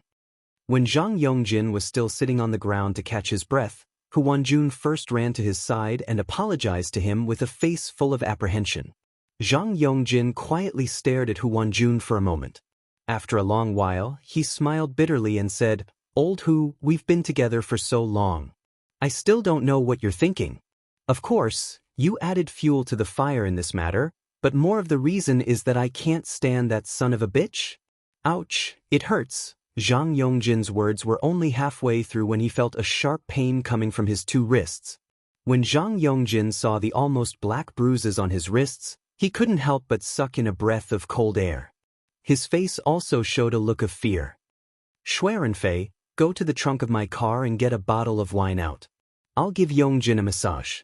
Hearing Zhang Yongjin's words, Hu Wanjuan's hanging heart finally fell to the ground. The next moment, he didn't hesitate to grab Zhang Yongjin's wrists and carefully rub the bruises. Chapter 39. 10 minutes later, Tan Xiu's figure appeared in front of the Long's dining hall's entrance. Long Zhengyu and Long Jinglin were already waiting for Tan Xiu at the entrance. After seeing Tan Xiu, Long Jinglin took a few steps forward and tightly grasped Tan Xiu's hands as he said with an excited expression, Eldest brother, whether we can take down Walled Hill Village today or not, it's all up to you. Tan Xiu smiled but didn't speak. Instead, he looked at Long Zhengyu. Long Zhengyu was also quietly sizing up Tan Xiu as their gazes collided in midair. My name is Long Zhengyu, Jinglin's elder brother. Thank you for taking care of Jinglin. Also, I'll leave everything to Mr. Tang today. Seeing that Tan Xiu wasn't anxious to exchange greetings with his younger brother, but rather noticed his presence first, Long Zhengyu secretly nodded in his heart. It could be considered as his initial recognition of Tan Xiu as he stretched out his right hand towards Tan Xiu. Hearing Long Zhenyu address him as Mr., a strange feeling welled up inside Tan Xiu's heart, but he still stretched out his hand and shook hands with Long Zhenyu. Mr. Long, to tell you the truth, my observation and calculation ability are stronger than ordinary people, but I don't understand gambling techniques. I don't even understand a lot of the gambling rules. Therefore, I can only try my best today. I don't dare to guarantee that I can win, so I hope you can understand. Tan Xiu stared at Long Zhenyu for a moment before he said with a smile. When he said those words, Tan Xiu was a bit guilty and even worried that Long Zhenyu would directly kick him out. Because Long Jinglin had clearly stated on the phone that Walled Hill Village was very important to the Long family. The Long family must take down Walled Hill Village, but he couldn't give any guarantee to the other party. The reason why Tan Xiu agreed to help was admittedly because of the generous reward factor. But what really tempted him was the development rights of Walled Hill Village. Ever since he had discovered the spiritual vein in Walled Hill Village, Tan Xiu had been worrying about how he could justifiably take the spiritual vein as his own. But he never thought that Long Jinglin would take the initiative to look for him. This was simply like someone delivering a pillow while he was dozing off. Tan Xiu naturally couldn't refuse. However, be it in his past life or this life, Tan Xiu had never relied on gambling to earn money, so he didn't have any confidence in his gambling skills. This made him confess to Zhenyu Long, lest he would be blamed by Zhenyu Long and Zhenyu brothers if he were to fail miserably and lose gambling. What Tan Xiu didn't know was that his frankness had greatly improved Long Zhenyu's impression of him. Long Zhenyu's confidence, which had fallen into the abyss, seemed to have recovered. "You're too modest, Mr. Tang. The casino is full of turbulence and unpredictable changes. No one dares to pat their chest and guarantee that they'll definitely win." Long Zhenyu smiled as he looked at Tan Xiu with eyes full of appreciation. Several people were chatting at the entrance when they suddenly heard the ear-piercing sound of a car braking. Then, several figures hurriedly got off the car and walked straight towards the entrance. After seeing these figures clearly, Tan Xiu's face was filled with astonishment. Because these people were impressively Zhang Yongjin, Hu Wanjun, and Shui Renfei, who had just had a conflict with him. Almost at the same time when Tan Xiu saw the figures of Zhang Yongjin's trio, Zhang Yongjin, who was walking in the front, also saw Tan Xiu. The moment he saw Tan Xiu, Zhang Yongjin suddenly stopped his footsteps, and his body uncontrollably retreated backward. The pitiful Shui Renfei and Hu Wanjun were following behind Zhang Yongjin. Their line of sight was blocked by Zhang Yongjin and they couldn't see Tan Xiu's figure at all. When Zhang Yongjin suddenly stopped and retreated, they simply couldn't stop their bodies. Only two muffled sounds were heard, and Shui Renfei and Hu Wanjun bumped into Zhang Yongjin's body. Zhang Yongjin's body, which was like an iron tower, did not shake at all, but Shui Renfei and Hu Wanjun were knocked to the ground, and they cried out in pain. "Why are you here? Don't mess around."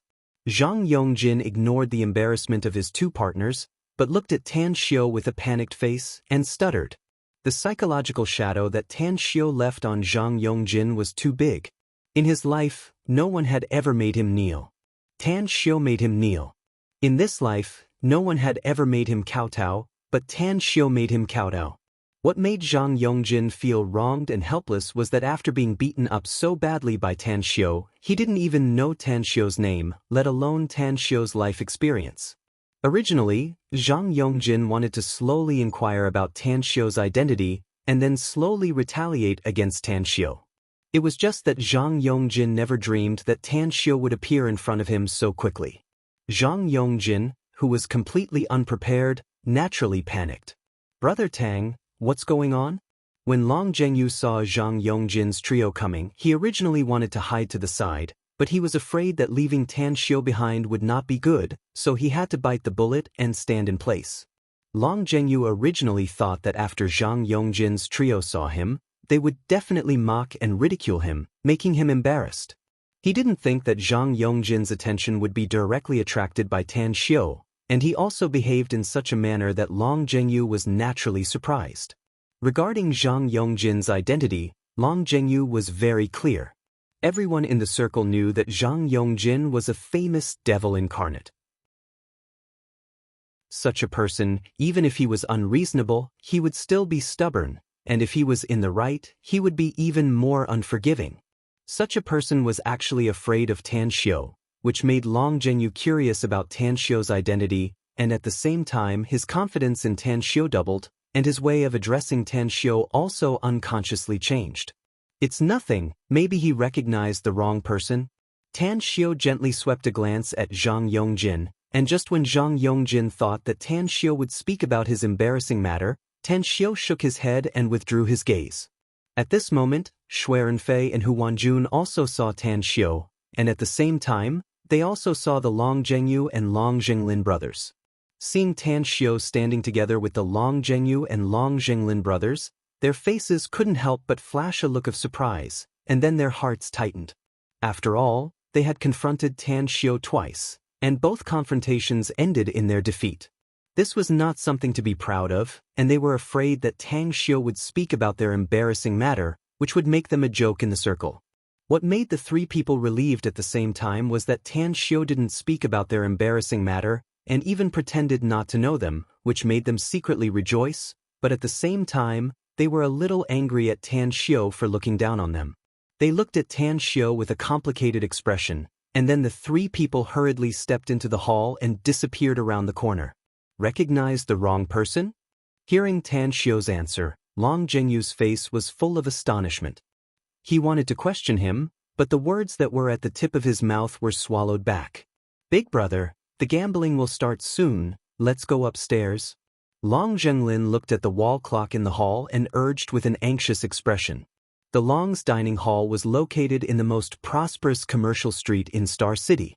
It had a height of 49 floors, and its shape resembled two golden dragons. In the middle, there was a spherical presidential suite, implying two dragons playing with a pearl. The Long's dining hall had become a landmark in the center of Star City due to its magnificent appearance, and at the same time, it had also cast its commercial legend. The Shuangqing province's businessmen and celebrities were proud to be able to stay in the presidential suite. Over time, the presidential suite of the Long's dining hall had been hyped to a sky-high price. At this time, two people were sitting in the presidential suite of the Long's dining hall. One of them was a young woman in her 30s. She was wearing a cheongsam that revealed her graceful figure, but the sunglasses on her fair and delicate face made her look a bit cold and mysterious. The other one was an old man in his 60s. The old man was wearing a white Chinese tunic suit.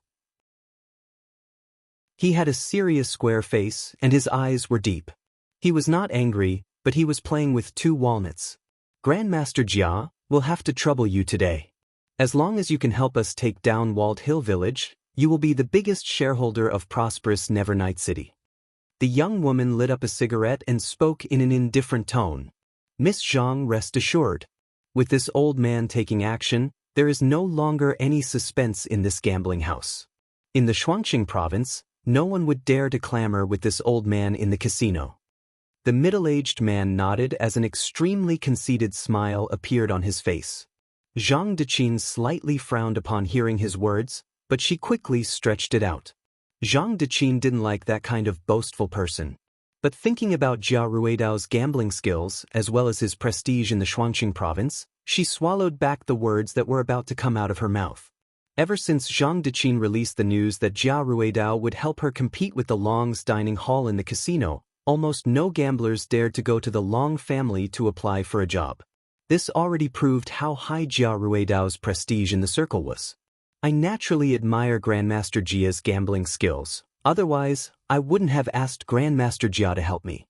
But it's better to be safe than sorry. It's better to be safe than sorry. We should always be vigilant." After being silent for a moment, Zhang Deqin said faintly. Hearing Zhang Deqin's determination to win Walled Hill Village, the expression on Jia Ruidao's face finally turned a lot more solemn. Just when Jia Ruidao adjusted his expression and wanted to say a few words of assurance to Zhang Deqin, the door of the room was suddenly pushed open as Zhang Yongjin, Hu Wanjun, and Shui Renfei, three people, came in one after another. "The few of you are too troublesome. Usually you're late, but today, you're late. Do you think that I can rest assured in handing over Walled Hill Village to you?" The moment she saw Zhang Yongjin's group of three, The previously calm and composed Zhang Deqin instantly turned into a tigress as she fiercely roared at them. Big sis, we were in a hurry and almost got into a car accident, so we were delayed for a bit. Under Zhang Deqin's sharp gaze, Zhang Yongjin was like a primary school student who had made a mistake as he bowed his head and apologized. Shui Renfei and Hu Wanjun, who were standing behind Zhang Yongjin, didn't even dare to breathe loudly. Hearing that Zhang Yongjin almost got into a car accident, Zhang Deqin stood up from her chair and strode towards Zhang Yongjin. After circling around him twice, she asked with a nervous expression, "Yongjin, tell big sis what happened. Is your body all right?" At this time, Zhang Deqin didn't have the imposing manner of a strong woman from a moment ago. She had transformed into an ordinary woman full of motherly love. Chapter 40. Zhang Yongjin really wanted to tell Zhang Deqin that he was bullied, but after his complexion changed for a long time, he still didn't say it. Because this matter was too shameful, he really couldn't say it. Zhang Yongjin didn't want to rely on his sister's strength to solve the problem, but he wanted to take revenge and wash away his shame. "Sister, it's nothing, I was driving too fast and almost hit someone. I suddenly braked and hit my head on the glass," Zhang Yongjin said with a flushed face. "You're lying. What's the matter with the bruises on your hands? What's the matter with the dust on your knees? Did you fight with someone and you don't dare to say it?" Seeing Zhang Yongjin's evasive gaze, Zhang Deqin's eyes turned cold and she snapped. Although Zhang Yongjin was tall and strong, but he had an unusual fear towards his sister. This fear had been deeply imprinted in his bones, and he tried his best but was unable to get rid of it. Just when Zhang Yongjin was ready to confess, Long Zhengyu, Long Jinglin, and Tan Xiu pushed the door and entered. Seeing Long Zhengyu and his group coming, Zhang Deqin returned to her seat and restored her elegant appearance. Zhang Yongjin was lucky enough to escape a disaster. "Chief Long, you brought us here and then ignored us. Is this the hospitality of your Long's dining hall?" Zhang Deqin didn't wait for Long Zhengyu to open his mouth and took the initiative to speak. "Chief Zhang is too serious. Today, apart from you, the Long's dining hall also has more important guests. This Long naturally can't stay in the room to accompany you." Long Zhengyu smiled and said carelessly, "Moreover, our Long's dining hall's service has always been top-notch. No matter what Chief Zhang needs, as long as you press the call bell on the table, the waiter will be the first to satisfy you." Compared to Zhang Deqin's aggressiveness, Long Zhengyu's words and actions revealed a noble demeanor, making people feel as if they were bathed in the spring breeze and ashamed of their inferiority. Zhang Deqin obviously didn't expect that Long Zhengyu would give tit for tat. She subconsciously wanted to curse, but recalling Long Zhengyu's unparalleled eloquence, she didn't dare to continue bickering with Long Zhengyu. Instead, her eyes fell on Tan Xiu. But after glancing at Tan Xiu, Zhang Deqin didn't want to look at Tan Xiu a second time. This was because Tan Xiu's attire was too shabby. He wore a checkered shirt that could be found anywhere on the street, a pair of jeans that had been washed white, and canvas shoes that almost revealed his big toes. From head to toe, everything he wore cost no more than 100 yuan. Zhang Deqin had been pampered since she was a child and was used to a life of luxury. She firmly believed that it was difficult for a poor family to have a noble son, so she had a natural sense of superiority and disdain for those who were born poor. "Chief Long, may I know who the honored guest you are talking about is? Can you introduce him to me?" Zhang Deqin looked at the back of Long Zhengyu and Long Jinglin with a puzzled expression and said with a smile, "After not seeing you for a while, Chief Zhang has become humorous. You have invited Jia Ruidao to help you, and we have invited Brother Tang to help us. If Chief Zhang doesn't mind, then we can start the gambling house."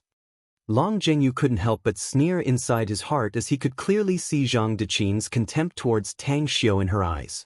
All right. When he saw Tan Xiu for the first time, Long Zhengyu was indeed a bit disappointed. But because of his younger brother, Long Zhengyu didn't judge a book by its cover. Instead, he carefully looked at Tan Xiu, so that he didn't miss Tan Xiu. The following matter seemed to prove that Tan Xiu was far smarter than he imagined. Although Long Zhengyu didn't know what happened between Tan Xiu and Zhang Yongjin, Long Zhengyu absolutely didn't believe that Zhang Yongjin was panic-stricken because he recognized the wrong person. Long Zhengyu saw with his own eyes that Hu Wanjun and Shui Renfei had a trace of guilty conscience flashing in their eyes when they saw Tan Xiu. Although the panic on their faces was fleeting, Long Zhengyu was sensitive enough to see it. One person could say that he recognized the wrong person, but how could three people recognize the wrong person at the same time? What? You asked him to help you? Upon hearing Long Zhengyu's words, Zhang Deqin's pair of beautiful eyes instantly turned round as a sharp voice came from her throat. If this old man remembers correctly, there doesn't seem to be such a person in the circle of Shuangqing province. Jia Ruidao looked at Tan Xiu from top to bottom as he said with a sinking tone, "Chief Long, are you joking with this old man?" "Chief Zhang, Grandmaster Jia, I'm not joking with you. Brother Tang is indeed not a person in the circle. In fact, after Grandmaster Jia said that he would help Chief Zhang, no one in the circle dared to help this Long. This Long was forced to ask someone from outside the circle to help." Long Zhengyu seemed to be very satisfied with the effect caused by the appearance of Tan Xiu as he patiently explained. Listening to Long Zhengyu's slightly helpless and bitter words, a trace of pride flashed on Zhang Deqin and Jia Ruidao's face. They finally believed Long Zhengyu's words. Chief Long is really amazing. You can even find a hidden expert among the common people. I'm ashamed of my inferiority. Zhang Deqin and Jia Ruidao hadn't spoken yet when Zhang Yongjin's loud laughter resounded in the room. Although Zhang Yongjin had seen Tan Xiu together with Long Zhengyu and Long Zhenglin, he was flustered and didn't think much about it. But now that he knew that Tan Xiu was unexpectedly invited by Long Zhengyu and Long Zhenglin to deal with Jia Ruidao, he felt that it was extremely absurd and ridiculed the way he looked at Long Zhengyu. Although he didn't know Tan Xiu's real identity, Zhang Yongjin was almost sure that Tan Xiu was a disciple of the agriculture school, and it was very likely that he was a villager from Walled Hill Village. Letting such a country bumpkin compete with Jia Ruidao, a gambling expert, wasn't this the biggest joke in the world? Interesting, it's really interesting. We thought that after we invited Grandmaster Jia, there wouldn't be any gambling expert in the Shuangqing province who would dare to show up. But we never thought that Chief Long would actually be able to invite an expert from outside the circle. Chief Long, if you want to give Walled Hill Village to us, then just say it. Why did you invite someone to deliberately insult Grandmaster Jia? Along with Zhang Yongjin's loud laughter, Shui Renfei and Hu Wanjun also couldn't help but agree. If it was a competition of fighting strength, Zhang Yongjin, Shui Renfei, and Hu Wanjun were a bit afraid of Tan Xiu. But if it was a competition of gambling skills, the three of them weren't inferior to Tan Xiu. Not to mention that the one who would compete with Tan Xiu in gambling skills was not them, but the Shuangqing province's king of gambling, Jia Ruidao. Recalling the scene of them being beaten by Tan Xiu again and again, Zhang Yongjin and the other two gnashed their teeth in hatred. Now that they finally got the opportunity, they naturally couldn't help but ridicule him. "Do you know this Mr. Tang?" Looking at the unusual reaction of the three people, Zhang Deqin asked with a puzzled expression. It was also at this time that Zhang Yongjin and the other two realized that they had lost control of themselves. "Big sis, I, Yongjin, and Wanjun went to Walled Hill Village yesterday and met this brat at the hilltop. We originally wanted to buy some game from this brat, but this brat refused and even had a fierce dispute with us. Therefore, we got angry when we saw this brat."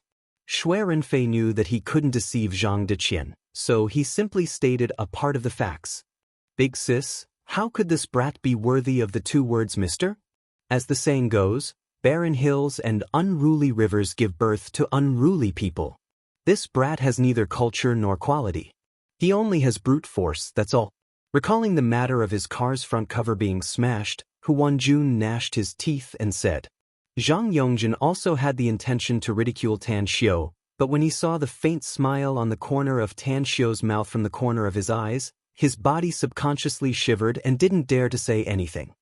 "Well, since the people from both sides have arrived, we can start the gambling game. After this game, this old man still has to catch the plane to Macau."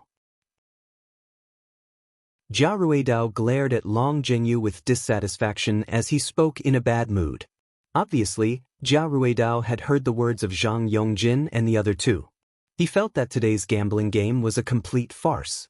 Long Zhengyu invited Tan Xiu not to win the gambling game, but rather to humiliate him. Therefore, Jia Ruidao already bore a grudge against Long Zhengyu in his heart. Seeing the expression in Jia Ruidao's eyes, Long Zhengyu couldn't help but feel his heart thumping. He knew that the opposite party had misunderstood him, and he also knew the consequences of offending the gambling king. However, thinking that Jia Ruidao had already chosen to stand on the opposite side of him, Long Zhengyu quickly became indifferent. If Brother Tang doesn't have any objection, then let's start the gambling game. Long Zhengyu didn't explain anything, but instead, he looked at Tan Xiu with an inquiring gaze. Tan Xiu wanted to ask about the type of gambling game and the gambling rules, but he swallowed the words back when they were at the tip of his tongue. Tan Xiu knew that if he asked, he would definitely be laughed at. Moreover, he would also implicate Long Zhengyu and Long Zhenglin to be looked down upon by others. Therefore, it was better not to ask.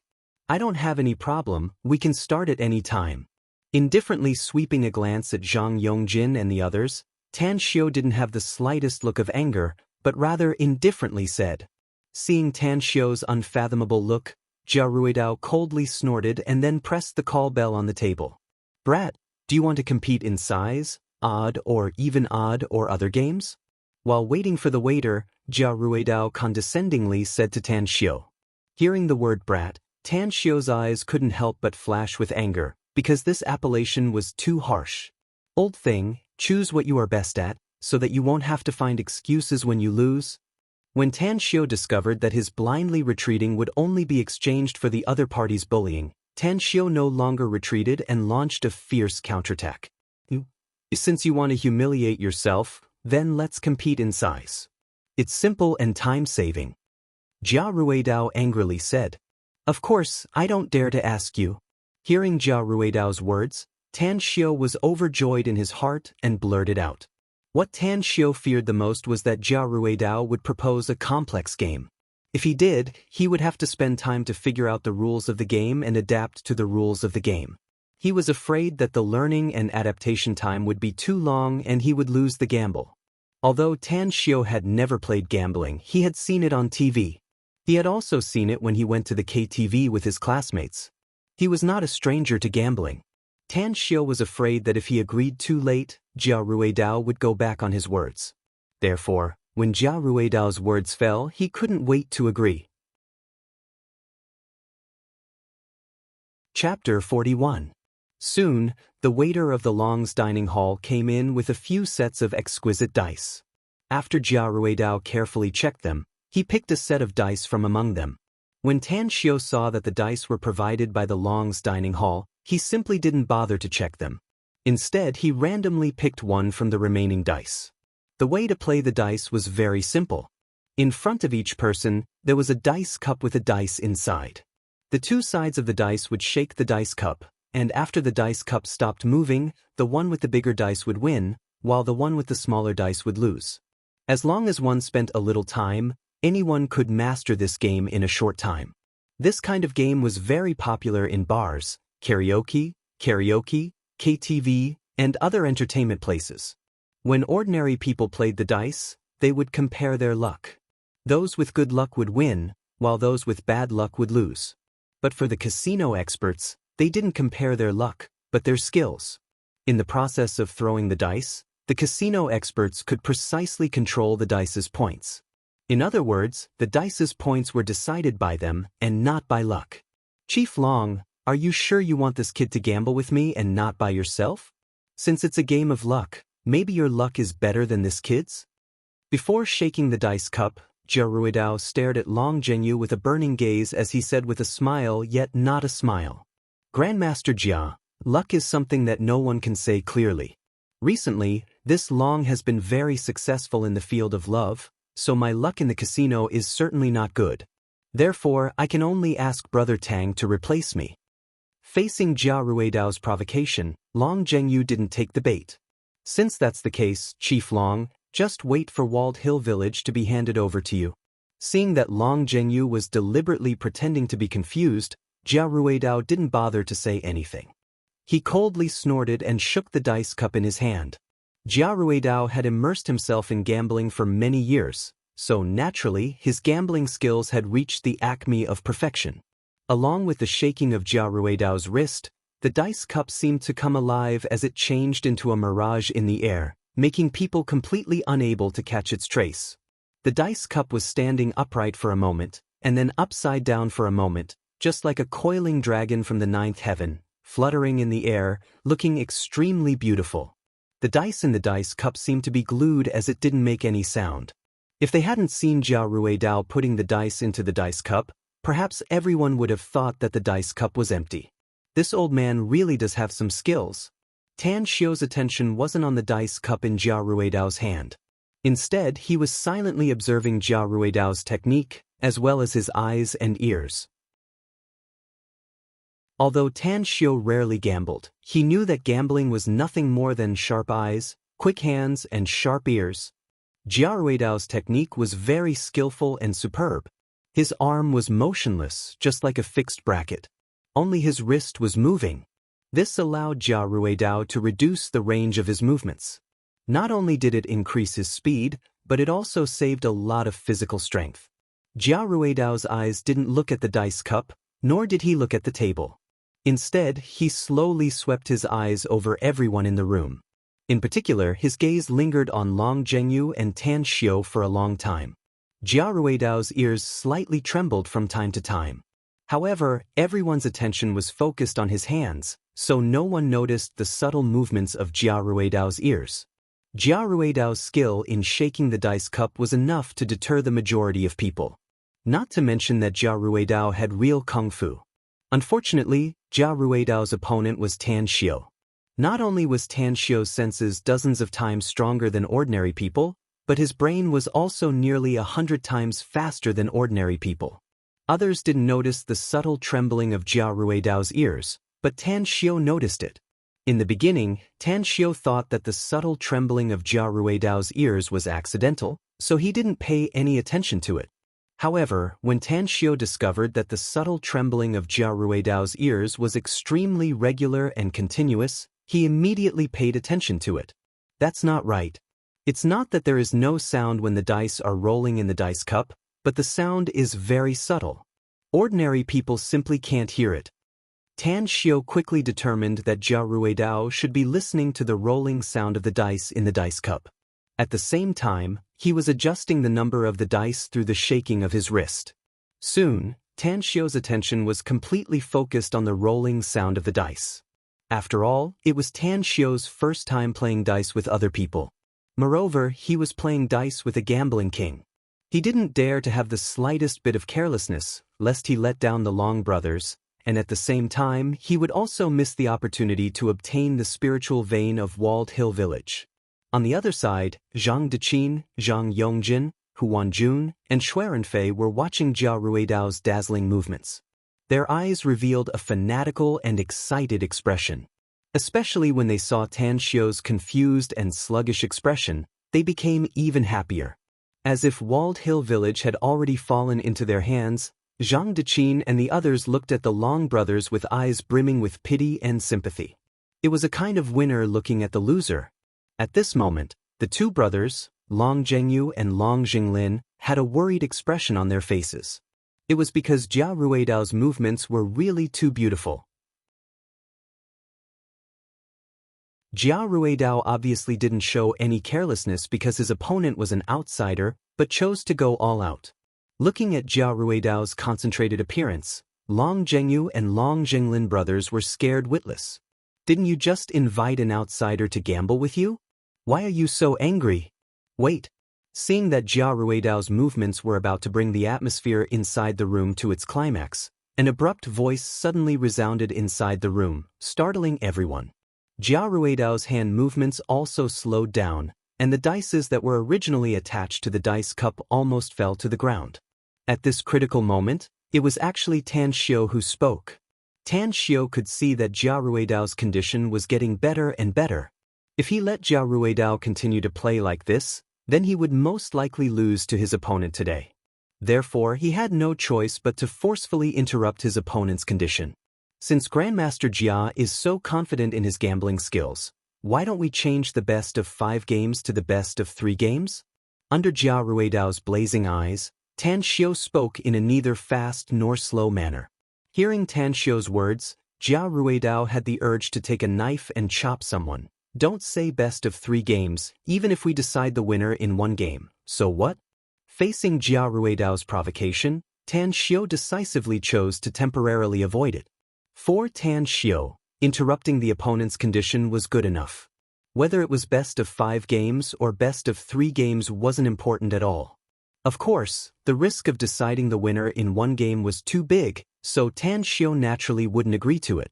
Then, according to Grandmaster Jia's words, let's finish this quickly and win the best of 3 games.